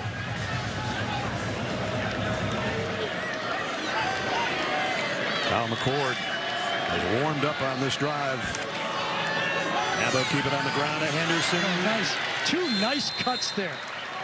Really, really compact, efficient cuts. Feed me. It gives it to Zeke. Yeah. Feed me. Watch this. 1 cut, 1, 2. Look at that. That is really nice to beat the tackle in the secondary. There's some pretty good blocking there, too. The holes weren't big, but they were there. Funny how that works. That works that way sometimes. 3rd down to goal. Last 4 seasons don't get much better than what they've done in the red zone. I think last year only Georgia was better. Third and goal at the 4. McCord, quarterback draw all the way. Not going to get there. He went the wrong way. Lost his hat in the process, but maybe got a half yard. Number 19, Chip Trainum, had a block for him if he would have cut to the right. Watch the quarterback draw. Chip, watch if he goes to the right on the quarterback draw. Up and go the other way. Oh, yeah, there was a lot of green right there. So that's going to bring out the field goal unit. Hayden Felding, who hit his first one of his Buckeye career earlier from 40. This one will be a chip shot from 22 yards out. And it's up and good. So Ohio State had a nice drive going and missed opportunities for the Buckeye offense. Yeah, it's good coverage on Harrison on the second down play, and on third down play, you could see that Trainum has his linebacker walled off to one way, and the quarterback runs right at the wall. 76-yard drive, but only 3 more points for the Buckeyes. Let's take a look at the Ford game changer. And this guy has been one today. He's been the best player on the field, if you ask me, all game. Aaron Casey, number 44, wearing that honorary jersey for the second year of George Talafero that Jenny talked about at halftime. And he has been all over the place. Had a chance to spend time, the 3 of us, with him yesterday. Engaging young man, just a great personality, and man, and I said we're ready to play, and he wasn't kidding. Absolutely. That's what I was going to say. I don't think he had any doubt that at least he was going to be ready to play. Jalen Lucas is back to return this kick. So remember when I talked to him, I said, you know what, Aaron, the one thing you do know is the NFL scouts will put on this tape first to see how you played it. And he just looked at me like, don't I know? There was a time when he didn't know if he's even going to be in a uniform to make this 5th-year senior and be a captain. He's playing his lights out today. Lucas won't handle this one. It's too deep. So they'll bring it out to the 25. Still limping. Still limping. Invesco brings you today's Scholar Athletes. Emeka Egbuka for Ohio State's had kind of a quiet day at receiver, and Trey Walker for Indiana. Invesco proud to support student athletes on and off the field with a donation of $1,000 to both Ohio State and Indiana's general scholarship funds. Congratulations to those 2 fellas. So the Buckeyes defense back out there looking at Taven Jackson, who's pretty much carried the load since Brendan Sorsby started the game. It's been Jackson's ever since. And a 3-yard gain for Christian Turner. Brought down by Jack Sawyer. As we take you around Memorial Stadium. Second down and 7.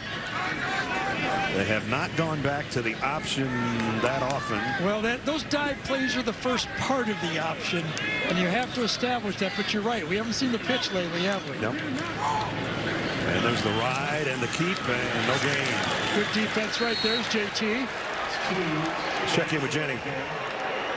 The Hoosiers defense is struggling right now. So for Jamari Sharp, it looked like a left quad injury. Also, Jameer Johnson, the other corner, he just went into the locker room. And adding to injury, remember DB Bryson Bonds, he is out for the game. Wow, yeah, they're getting thin back there, Jenny. Thanks. As we're under 6 minutes in the 3rd quarter, and only a 10-point game. The illusion of going fast was the game plan. Keep the Ohio State from substituting, run the clock down, and then run the option game. Neither team has been good on 3rd down today. 4-man rush. Down the middle. That was a mix-up. Yeah, that was a mix-up. And maybe that's why we haven't seen more passing. Yeah, there's no doubt that this was a miscommunication between the quarterback and the wide receiver. He thought there was going to be a curl route, and number 1 never came back inside that time. McCulley stood right behind the guy, and quarterback Jackson thought McCulley would come into that hole and almost cost him an interception. Evans set to punt again.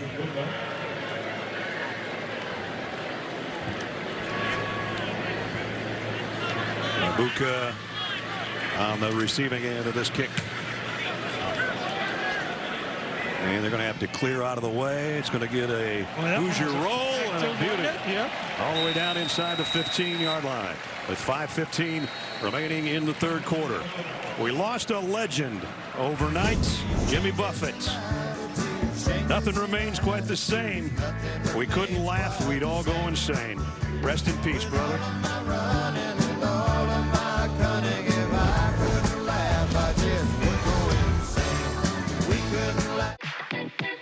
There comes a time in every dip's life when it's ready to leave the slow cooker, even buffalo chicken dip. So we put juicy chicken, buffalo sauce, and melty cheese in a portable crispy golden shell.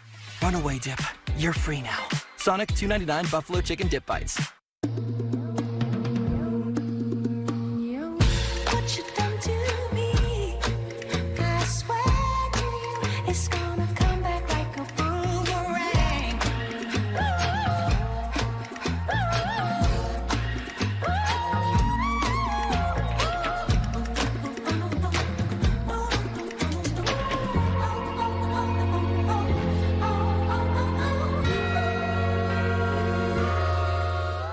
Why pay over $100 a month for cable when it's half the cost for Fubo TV?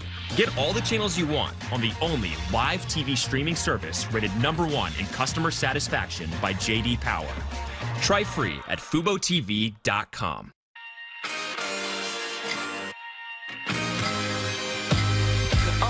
Picture this, beach view, rendezvous, Easy Desert Avenue, Cloud9 with the crew, on a mission for bliss. We don't need permission, it's given. Beautiful, brilliant, choose a description we fit in. Now whenever it's the time, I'm feeling the new energy inside with a vibe so alive. I'm ready to fly high, next wave on the skyline. Welcome to my gym's new state of mind. Acqua di Gio, the new refillable parfum, Giorgio Armani. We love our house. It's on a great block, tree-lined streets. The neighbors are observant. And we're back at the Sullivan house. It's lawn day, Sheila, and the leaves are piling up. Ugh, bit of an eyesore. I'll say. Dry shave. Interesting technique. That's going to come back to haunt him. Some people clean while they cook, not these folks. At least Geico makes bundling our home and car insurance easy. Saves us a ton. If only they'd bundled the leaves. You know, I wouldn't have pegged these two as yogis. I still don't. For bundling made easy, go to geico.com. Adam Zucker in New York with this Jeep update. Luke Fickell told us earlier this week it's not going to be air raid, and now we believe him. Chez Malusi's got 10 carries for 151 yards, including this 89-yarder right for the Buffalo defense, make him number 10 with Badgers up 21-10 now in the Luke Fickell debut. Gentlemen, back to you. All right, Zuck. Yeah, that doesn't look any different to me. Just hand it off and let them go. 13-3 here. Buckeyes on top, but not by that much. A heavy favorite coming in and leading only 13-3 here with 5 minutes and change remaining in the third quarter. So Kyle McCord and company have to go to work at the 12-yard line after that 60-yard Evans punt. Trainum trying to get to the edge and did, and got a first down. Nice patience by Trainum that time. Took his time behind the tight end, G. Scott. Watch number 88 coming around to the outside. 19 patient. Boom, there he goes. He got to that edge, get another speed, picked up the first down at the 26. They go back to him, this time tackled immediately. Magnum Farrar, he and Aaron Casey, those two linebackers, absolutely, man, they've been all over the place. Magnum Farrar, the transfer from Stanford, and Casey, those two guys are playing Big Ten linebacker.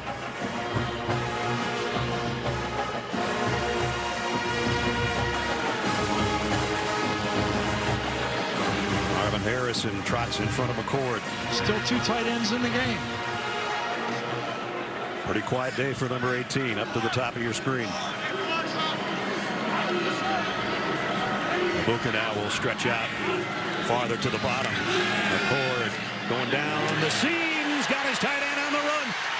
Stover still going all the way to the 25-yard line. Another good throw by Kyle McCord. I tell you, this guy can throw the football. 48 yards that time. Again, in my opinion, college football with the receivers they have right down the middle. That's very similar to that play against Georgia when Xavier Johnson took that one down the middle, remember, for the touchdown against the middle linebacker. This throw is a beauty right to Stover. 49-yard pickup as they adjust that by a yard. by Stover. Big play for the tight end down to the 24-yard line.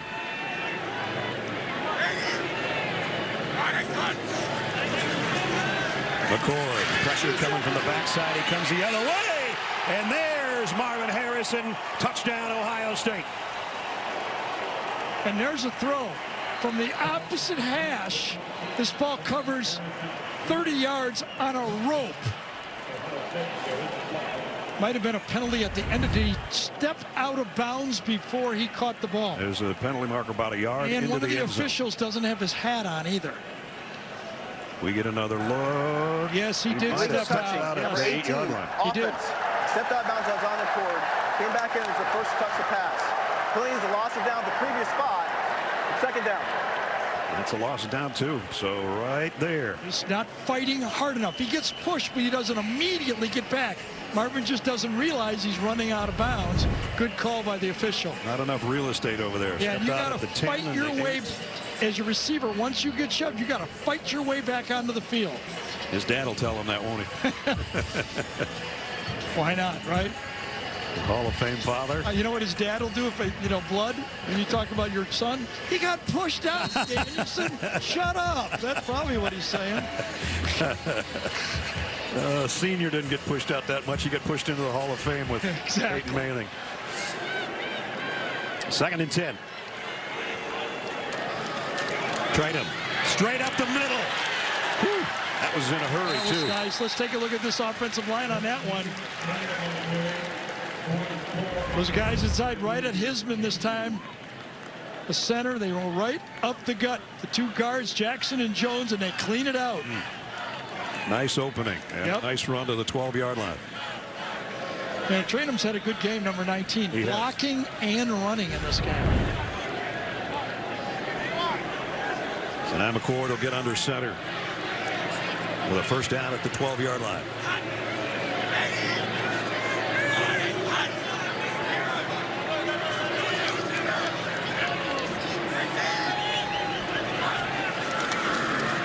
Trainum again, a little hesitation, and now heads to the edge. Got the corner all the way down, close to another first down. He almost stopped in his tracks in the backfield, and then he just took off again. He goes from 0 to 60 in a hurry. He sure does. Watch the guard right here, the veteran guard, Matt Jones, number 55. He reaches also. Josh Fryer, number 70. Good job at tackle. Point of attack, both guys, 55 and 70, doing their job. You know, Fryer started a year ago in this game at tackle, and watching that national championship game, he actually played tight end in that game after Stover got hurt. And now Trainum stays in there, but he'll be the fullback in the I formation with Williams behind him. Williams scored in the first quarter, and he just scored again. Touchdown, Ohio State. Miyan Williams is a load. He's known for breaking tackles. A year ago, he averaged he was 4.5 yards after first contact. You can see why they like to use him down here in this territory. Number 3 goes for 3 tough ones. His second touchdown of the day. A lot of good stuff in that drive. Yep. Throws by your new quarterback. Running the ball when they needed to. Felding's extra point is good. Now Ohio State pulling away and feeling, okay, we might get everything we want out of this game. A little bit of a test, a little bit of a pressure, and then answering the pressure from the IU. Playing with some new guys on the offensive line, and they are growing up, doing their thing, including the blocking for number 3 and the touchdown run. Yeah, that time coming around, Donovan Jackson's looking for somebody again, stumbling around, but just keep moving, and Williams finds the end zone. 88 yards in 6 plays, a little under 3.5 minutes to get that touchdown. You know, of running back duos or 3 running backs in the Big Ten, there's quite a group. Greg Corum and Donovan Edwards from Michigan. Yeah. Nicholas Singleton and Caton Allen for Penn State. And now these guys at Ohio State. I mean, you might have 3 of the best groups in all of college football right here. I know the top 2 are being matched up against anybody. And we're going to see them all in the first month of the season. Wow, that's pretty cool. So Felding to kick off. Jalen Lucas waits back at the goal line. He's going to field this one at about the 3. Lucas this time is going to get bottled up, and there's a flag. He doesn't have the Jets, does he? Nope. He's trying to play on a bad leg, injured earlier on a great punt return. Doesn't quite look the same. And to add to it, the short return is the penalty marker. During the return, illegal block in the back, number 3, receiving team. Half the distance to go from the spot of the foul. It's first down, Indiana. So their offense hasn't done much today, and they're going to start in a hole, and that's going to bring Sorsby out. Next Saturday, Armed Forces Saturday on CBS Sports Network. Special presentation of college football. Army, Navy, and Air Force all gear up for action in an action-packed triple header. It all kicks off at noon Eastern next Saturday. So Brendan Sorsby back at the controls. And the run is Henderson. And he got out to the 10. 20-3 now with 90 seconds remaining in the third quarter. Some of the fans that had probably more hope, I think, left after the last Ohio State touchdown.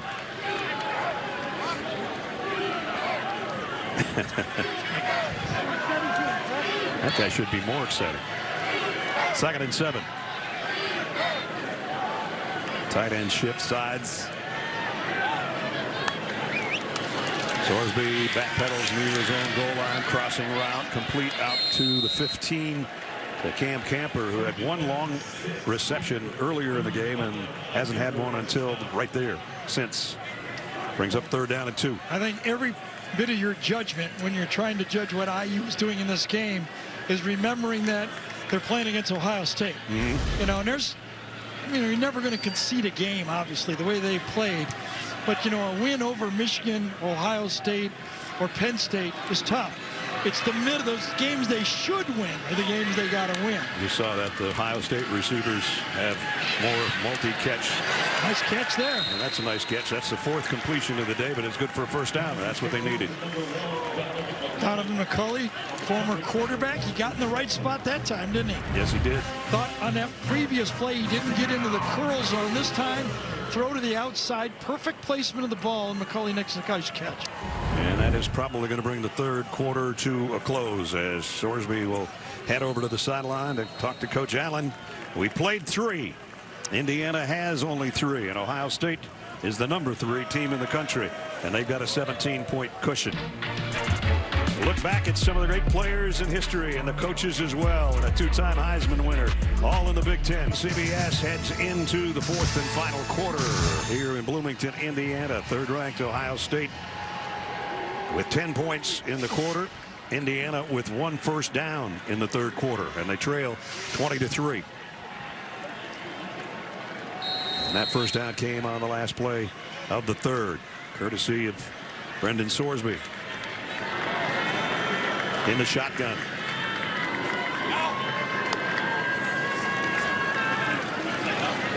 Throws far sideline incomplete. That was intended for Steinfeld, a little too high and wide. Threw it to the right guy. Made a good hard throw. It was just, what, 2 feet high on that one. Brendan Sorsby started the game. Coach Tom Allen told us both quarterbacks would play, and Taven Jackson came in and played a good portion of the middle of the game. And now let's see if it's Sorsby's to finish up or not. Both are expected to play next week in the next game for Indiana before they kind of maybe try to settle on one. Play action, trouble in the backfield. Holding call is coming. Sorsby's still going to throw it and complete it out to the 38-yard line to McCulley, but it's coming back. Yeah, great work by Sorsby in the pocket, but you're right. It's all going to come back. That was quite a dance When to you get out move of around it. as a quarterback, the offensive linemen think you're at a certain spot. When you move, the defender moves, and they end up grabbing them. 10-yard penalty for the previous spot. It's still second down.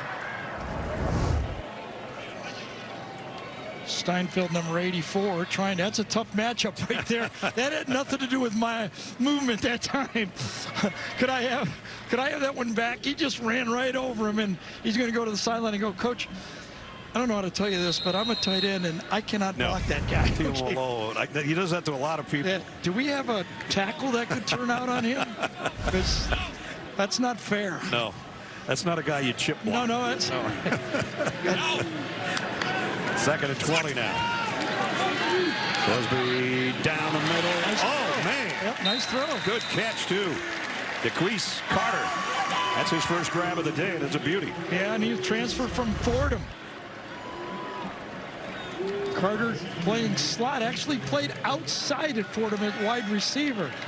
Had to go up and get it and then hold after a big hit and a 16-yard gain. He's not used to being in there catching that one, but he did a good job on that play. Makes third down manageable.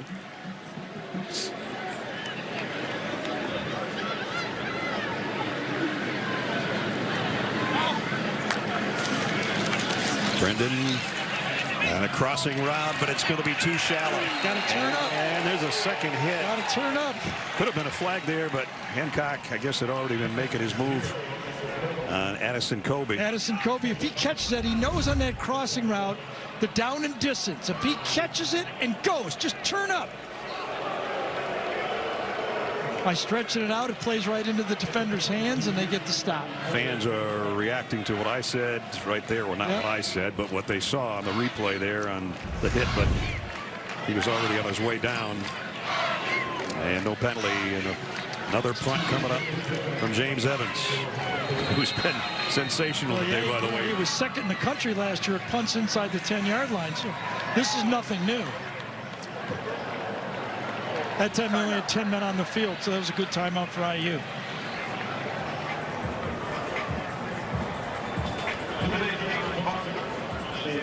Did you see the penalty that Florida had the other night against Utah? 2 number 3s in the game. On that's not good. And that hurt him bad.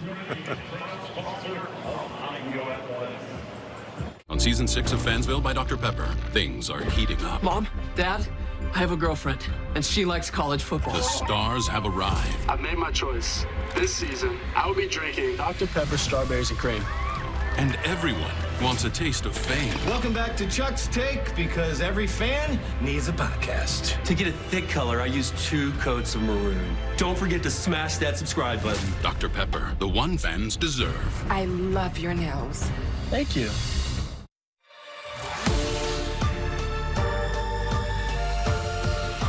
My renaissance was daring to dream. Cadillac's renaissance is daring to go all electric.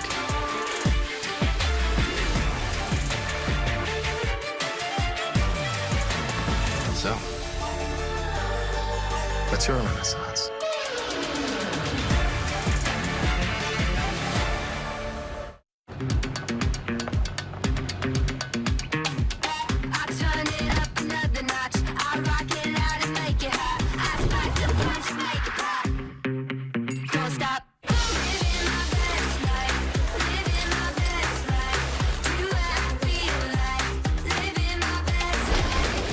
Introducing IHG One Rewards. 18 hotel brands, 6,000 global destinations. One loyalty program that lets you guest how you guest.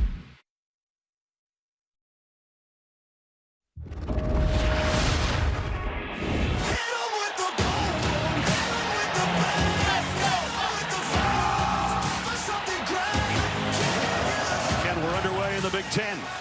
Brings it wide to the left in Indiana 5. Williams pushed his way into the end zone for a 7-yard touchdown run.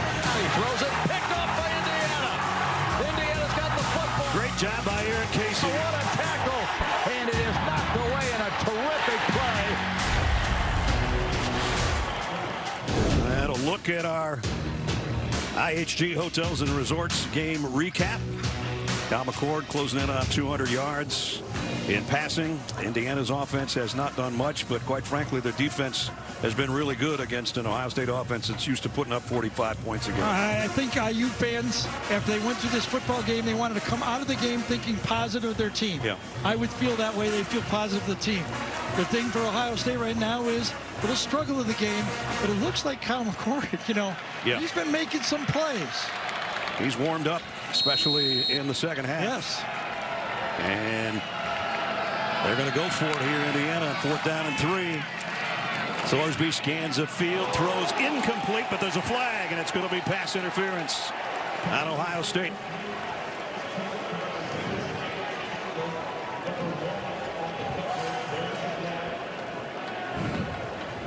Davison, McManus that time in the coverage. The transfer from Ole Miss. Defense. The ball he placed in the spot of the foul. Yeah, he had his grab. You can have your hand on him, but you can't grab the jersey like that, especially on the IU bench. That was a mugging. Right? I mean, you might get away with that on the Ohio State sideline. So that'll give a first down to the Hoosiers. McManus's going, what? Just grabbed him a little bit. I stole his wallet and everything. Blitz. Sorsby had to get rid of that thing. Yeah, and Michael Hall that time, a healthy Michael Hall, by the way, comes in there with the pass rush. This is one of the guys that really changed Ohio State when he got nicked last year with that shoulder. He comes in on this play. Watch him inside with the pass rush. He is coming down and zeroing in on the quarterback, and that one hurt. He was tied for the team lead with 4.5 sacks last year, and that was some good pressure on that one. 2nd down. He had a great first half of the season. Jalen Lucas trying to play on a bad leg. Picked up a couple. Jenny? Yeah, just keep an eye on Lucas, guys. Remember, it was the start of the 3rd when he went down. The trainers were looking at that right hamstring and his quad. At the end of the 3rd, he was piled on top of a little bit. He actually went straight into the locker room during the break between the 3rd and the 4th. I was told that he is just cramping up. He's out there now, but definitely something to keep an eye on, guys. Thanks, Jenny. Tough little guy. And their biggest threat probably offensively if they can get him in any kind of open space when he's healthy. That throws on the money. Nice throw out. Complete to the Ohio State 40 to E.J. Williams. Well, we're talking to Walt Bell, and again, no quarterback has been picked, but offensive coordinator for IU talked pretty highly of Sorsby. Not a highly recruited kid. Came down to Abilene Christian, Army, and IU. Got a good delivery right there. Nice throw. A pickup of 19 to the 39. 54 yards so far on the drive. Sorsby looking for more, trying to keep his team in the game. Going deep on the sideline, out of bounds. Incomplete. Closest guy was E.J. Williams again. Give him credit for throwing that one away, at least. You know, 1st down and 10. Give me 2nd and 10. Don't make a big mistake. Remember at the beginning of the game when he took that option play and went backwards? Can't have that. No. Settling in a little bit on this drive especially. There's his numbers on the day.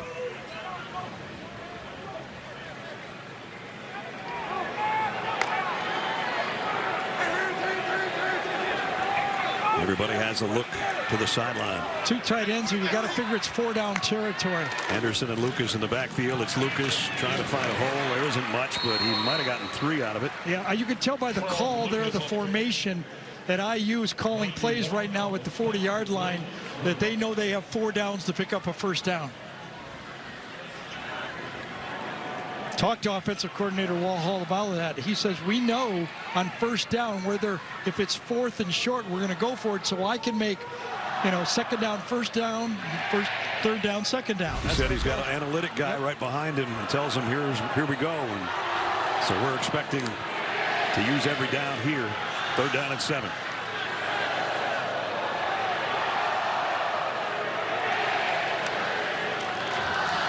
Sorsby quarterback draw. That drew up nothing. Loss on the play, and a big play by Jaden McKenzie. Yeah, this was stuff. Either the pass rush on the way to the quarterback saw it, but there was nothing there. Chambers is in the hole, nowhere to go, get stuffed. Nothing on the play. Good defense. Even Cade Curry, number 92, sitting right in the hole on the play. Yeah, he maybe actually made the play. He didn't get the tackle, but he messed things up pretty badly. It's 4th down and 13. Still going to go. I don't blame him here now. Well, they're running out of time. 10 minutes to go. And down 17.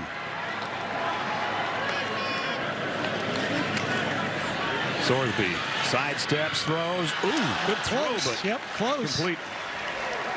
Sorsby could feel the pressure, and he bought time by backing up and waiting for his crossing route on the play.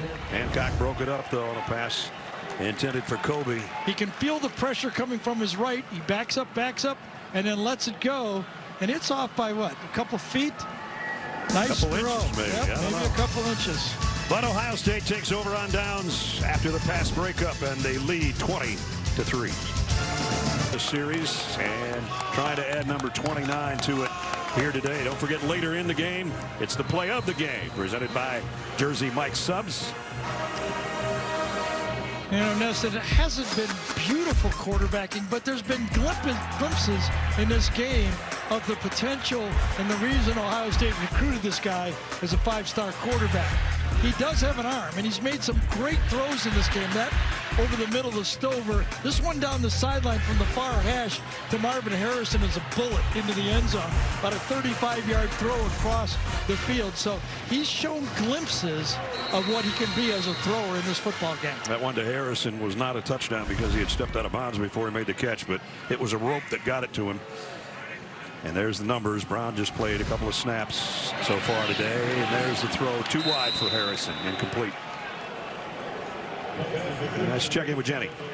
Well, guys, you can attest when talking to Ryan Day, he said that Devin Brown was going to get significant playing time. Now, I'm over here on the Ohio State sideline. There's no apparent injury to Brown. There's no issues. He's just being a good teammate on the sideline. So maybe Coach Day just playing the hot hand. Brown only has 3 snaps in this game. I know people that are watching are going, what's Devin Brown wearing a 33 for at quarterback? You know, he's doing that in honor of Sammy Baugh, who wore that back in college. And there haven't been a lot of double-digit number quarterbacks. I got the feeling like Woody would just play him just because he's 33. That's right, exactly. Nice job closing the opening right. Aaron Casey again. I think player of the game, if you ask me. There's Sammy playing quarterback with number 33.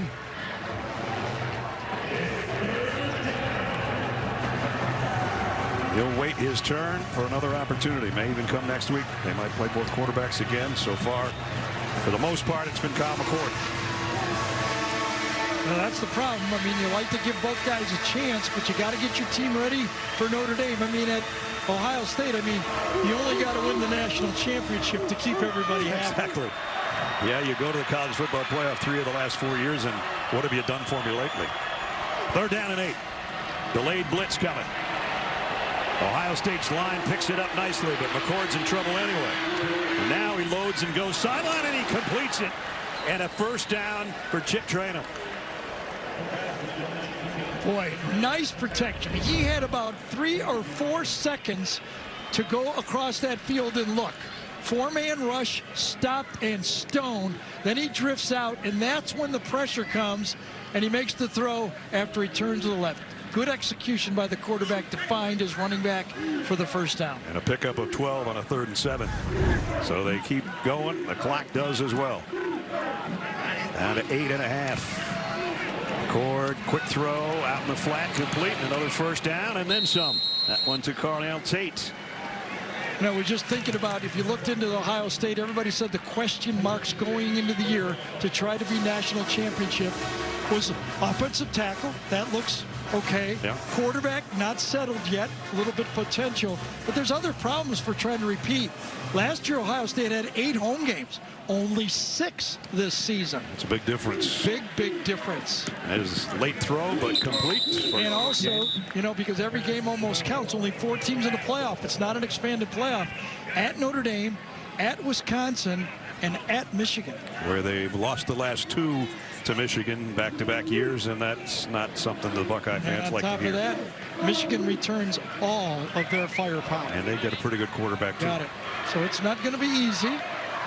I don't think anybody thought that, but, you know, it's not just quarterback and tackle. Right. It's a little different schedule as well.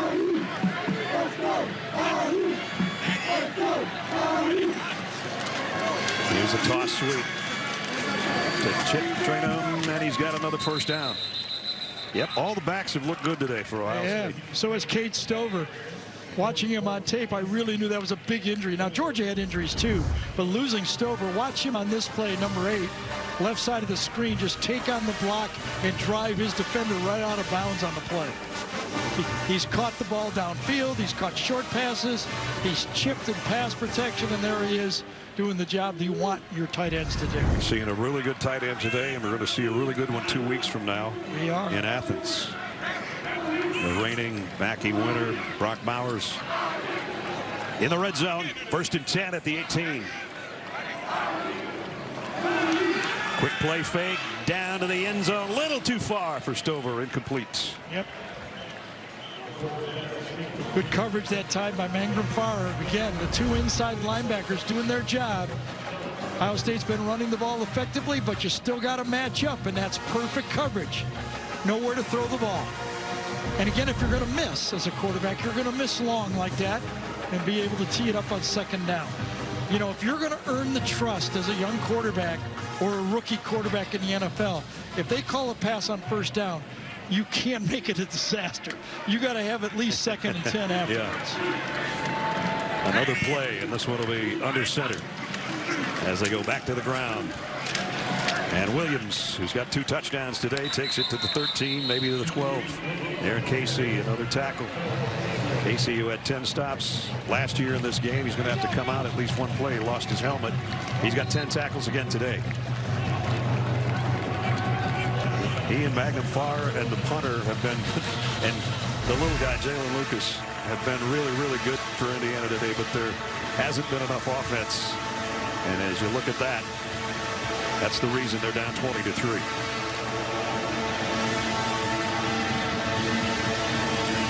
Let me look at that again. I didn't get that call. Lost helmet? Is that what? Yeah. He came out. Yep. And timeout taken by Ohio State. And Ryan Day's not happy about that. 3rd and 5 for the Buckeyes when we come back. Yellowstone as part of a CBS event with a special look behind the scenes. Yellowstone on CBS starts Sunday, September 17th after 60 minutes. All part of CBS Fall. Hey, Ness, you know, when I heard that music, you know what I usually do at home? Quiet, everybody. Yeah. Watching Yellowstone. Now keep it down.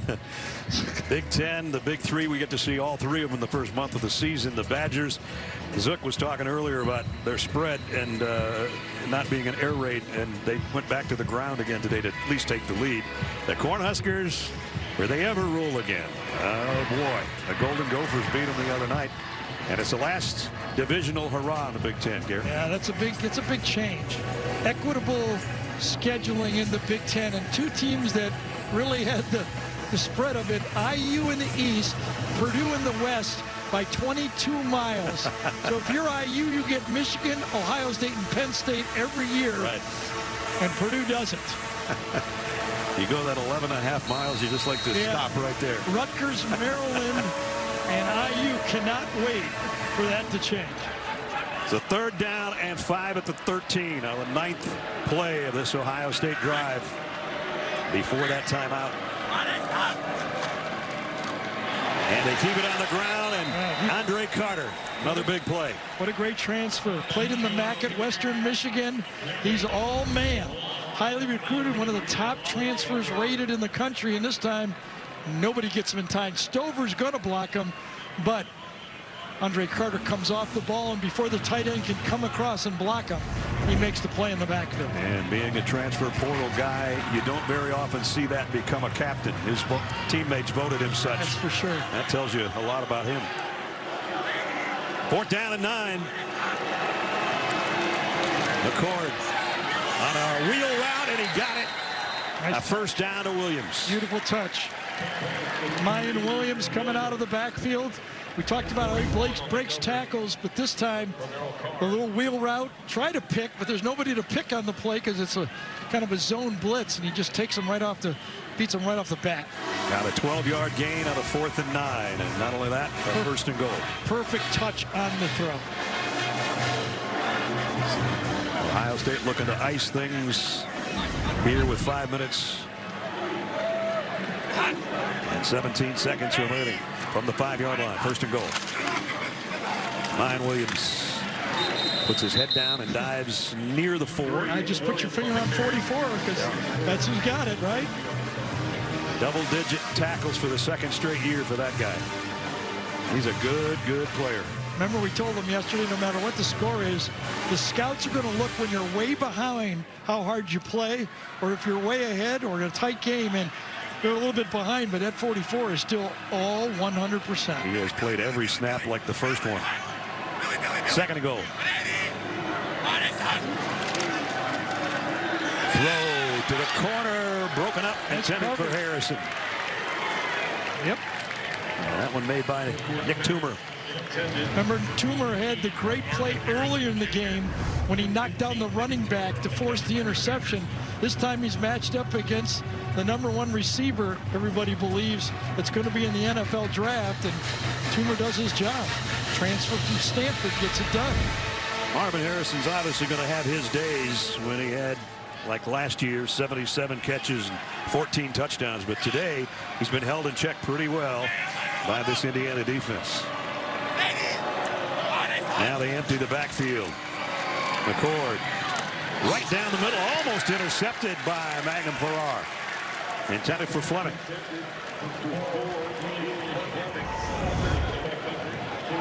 And the other linebacker, as we talked about, Casey, #7, has played his heart out today and played really well. Yeah, good coverage again. They've tried to throw this play a number of times. Dislodged it. The ball was thrown the only place it could go, and it was dislodged after the catch. Beautiful play. Now they're going to go for the field goal.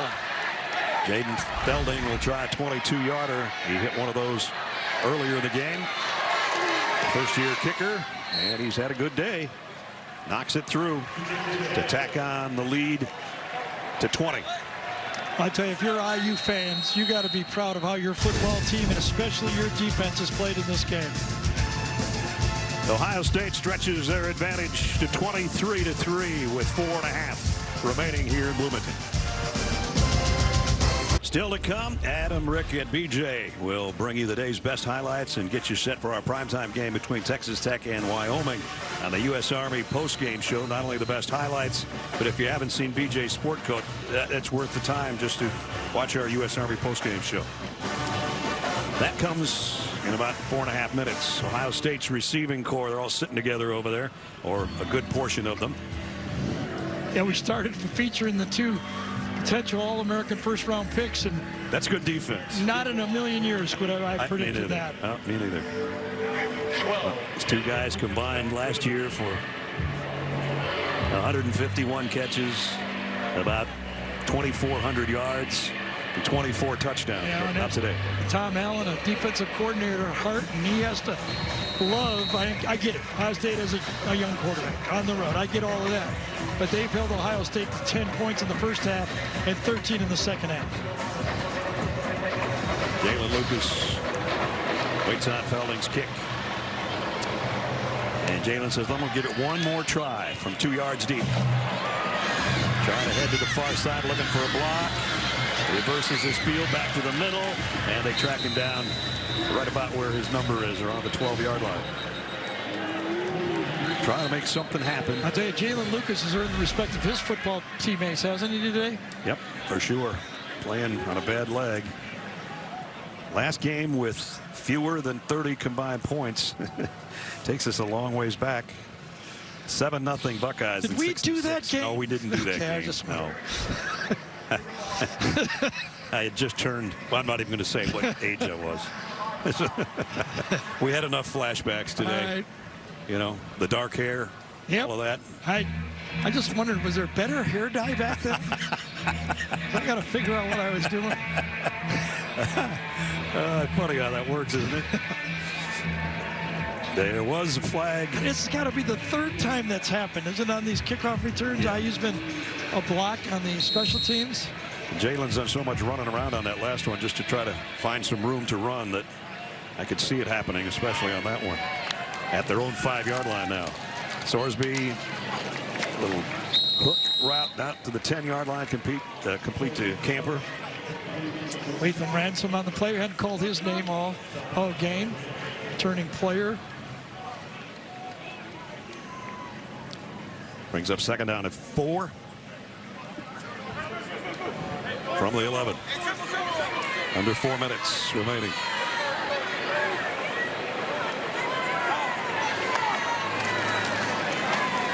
And a keeper by Sorsby goes backwards. Well, we talked about both quarterbacks will play for Indiana next week as well, and that'll be against Indiana State. Here's for IU. Must win Indiana State. Must win Akron. Key to their season, this game right here, if you ask me. That's the game. Those are the 3 they must win to have a season that they want. Third down, a long 5, almost 6.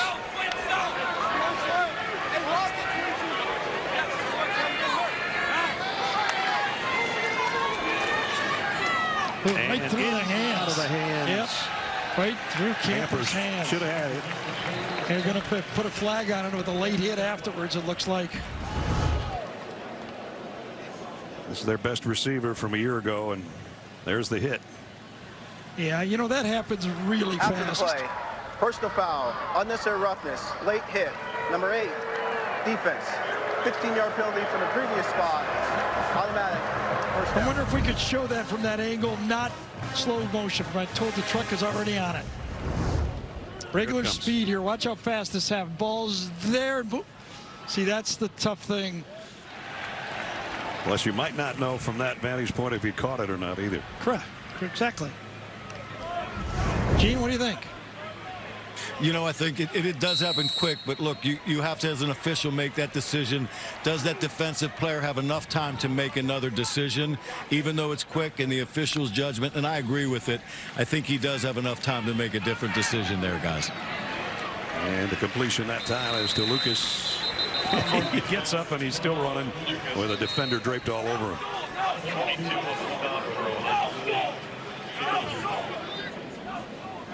Short gain, and the clock continues to run. Be about 2.5 minutes remaining in the game on the next snap. Pressure coming from the middle, and down goes Sorsby. Hero Kanu. Kanu makes a sack, but Bray Lynch, number 74, is blocking him as he makes the sack. Watch number 74 on the play right here. He's blocking and blocking, and in one arm he just takes the quarterback down. He was blocking, and almost holding, and he still made a nice play. Exactly. Of course, the great defensive line coach for Ohio State, you know, was at Penn State when we were back in the league. Larry Johnson. Yep. Sorsby, pocket collapsing again. That one broken up, almost intercepted. And it'll bring up 4th down and long. Yeah, Bayou not built for this. You know, passing, drop back passing. They've been running an option game. That's how they were going to attack. And drop back passing is not what they're going to be in 2023. So 9 completions in 20 attempts between the two quarterbacks. And under 100 yards passing combined. You know, when we talk about those two, we also have to remember that Dexter Williams in about 4 or 5 weeks will be in the mix as well. The starter last year at the end of the year that had that win over Michigan State and started so well against Purdue. And got hurt in the Purdue game and still rehabbing. He has been taking practice snaps, so might be ready. And that injury was just no one around him. He stops to throw and blows his knee. So the Buckeyes have it back with a 20-point lead and just 1:44 remaining.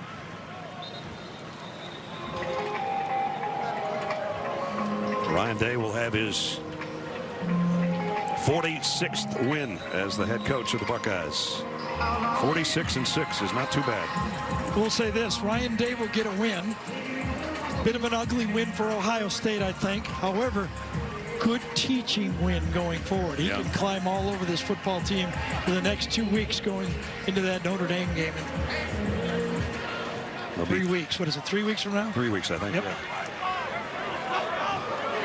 It'll be 32-2 in Big Ten play. The 2 is the one that's stuck in the Buckeyes fans' craw. And another timeout. This will add one more win to this streak for Ohio State, too, which is 28 games as of right now. And if you look at the longest acting win streaks against a single opponent, next in line is A&M over TCU, and Oregon 23 times in a row over Idaho. All-time record is Notre Dame over Navy. So speaking of that for IU, right now, the schedule came out for 2024 in the Big Ten. Prior to Oregon and Washington coming in, Indiana did not play Michigan and Ohio State next year. And they were like, this is all right. this is a deal. And then everything changed. Everything changes. Now they have no idea what's going on. But Devin Brown getting some more work incomplete. Is that the first throw for him? First attempt? That's the first one I have. Look for one on my screen. Yep. So McCord's day is done.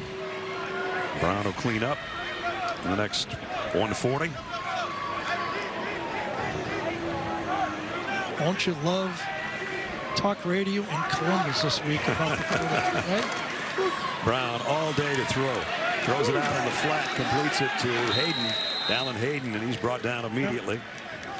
Ohio State schedule, we've kind of touched on it or mentioned what they've got coming up in the weeks ahead. So it's Youngstown, Western Kentucky, and there's that one Gary's been talking about at Notre Dame. 6 ats. That's what stuck out to me. And obviously the last one at Michigan.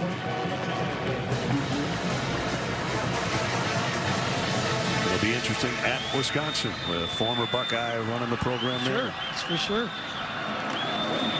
Brown. He's going to bring it out, and he's going to throw late and incomplete.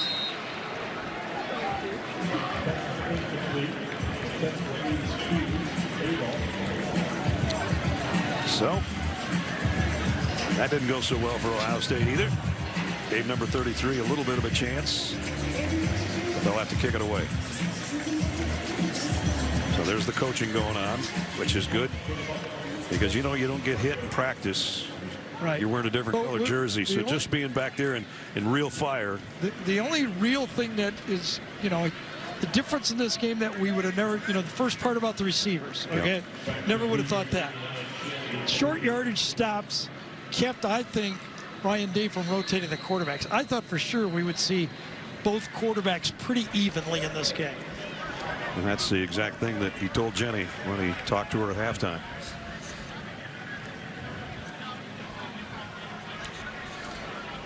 So the punters have been relatively busy, especially James Evans, but Mirko's got to kick it away again.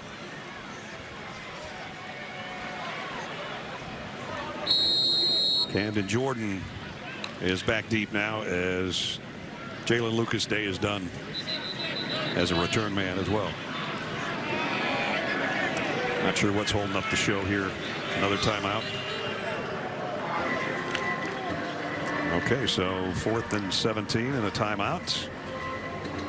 And it gives us time for our special edition of the play of the game, presented by Jersey Mike Subs. Our play of the game, here's how I called it. I have no idea what I said.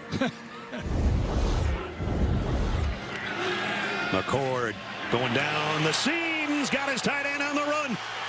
Stover still going all the way to the 25-yard line. Another good throw by Kyle McCord. I'll tell you, this guy can throw the football. 48 yards that time. Gary made the Jersey Mike's play the game. I thought that was a great call. Well, there's a guy that caught it. And now we're lining our subs up here in the booth as we get another punt finally. And a fair catch around the 32. So 50 seconds and a couple of timeouts for the Hoosiers, but they trail by 20. And Sorsby will finished the game as he started the game. But they got work to do, their quarterback position, without a doubt. Yeah, I remember a few years ago, maybe even 6-8 years ago, Alabama played Virginia Tech first game, and it was really, really ugly, and they ended up winning all their games. I think, you know, first games is just sit back, don't overreact, keep coaching, and you know, get the guys ready for the long ride of the season. Grind just starting today here in week 1.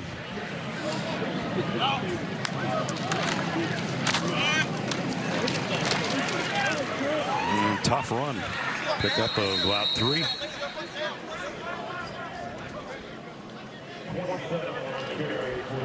You talked about who impressed you the most today on both these teams. I think I have a pick, but it's going to be on the losing. You're going to be on the losing side. All right, I'm going to go offense then. You're going to go Aaron Casey, right? I am, yeah. I'm going to go Chip Trainin, number 19. Okay, he did play well. Yeah. And Miyan Williams had 2 touchdowns, and he ran hard. So all the guys in the backfield for Ohio State earned their keep. But you talk about a guy that made a ton of tackles and played the last snap as hard as the first, number 44 for Indiana. But they come up short. Number 3 team in the country had their hands full, though, with a stingy Hoosier defense. Not enough offense for Tom Allen and Ryan Day and the Buckeyes. Weeks and weeks from now, Buckeye fans probably won't remember that they only won 23-3 over Indiana. Unless they lose. Unless they lose, and then this will be a bad omen. Longest active winning streak continues. And 29 straight now for Ohio State over Indiana. Final score 23-3.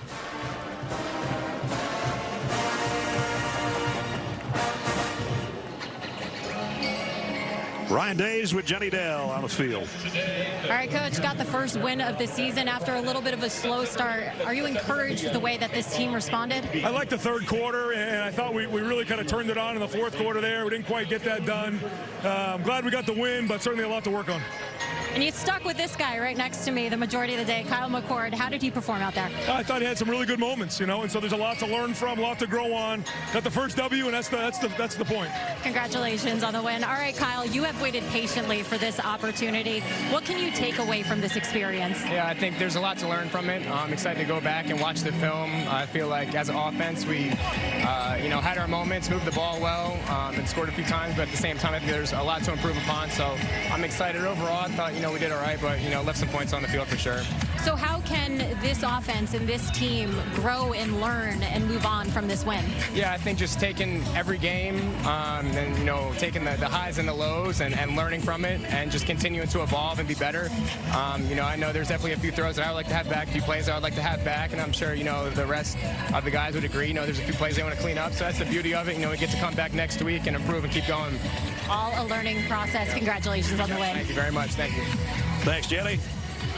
Well, you know, solid 239 is not a bad day. Not bad. I thought he showed the potential that they'd like to have down the road. That's the biggest thing for Kyle McCord. In this game, he showed glimpses. And it's a win for the Buckeyes, 1-0 on the season in 29 straight over Indiana. That's going to do it for us. For Gary Danielson, Jenny Dell, Gene Steratore, our entire CBS crew, Brad Nessler saying so long from Bloomington. Final score, Buckeyes 23, the Hoosiers 3. Stay tuned for more college football action tonight on CBS. Texas Tech taking on Wyoming. But first, we'll send you back to Adam Zucker and company for the U.S. Army postgame show right after these messages. See you next week from Ann Arbor.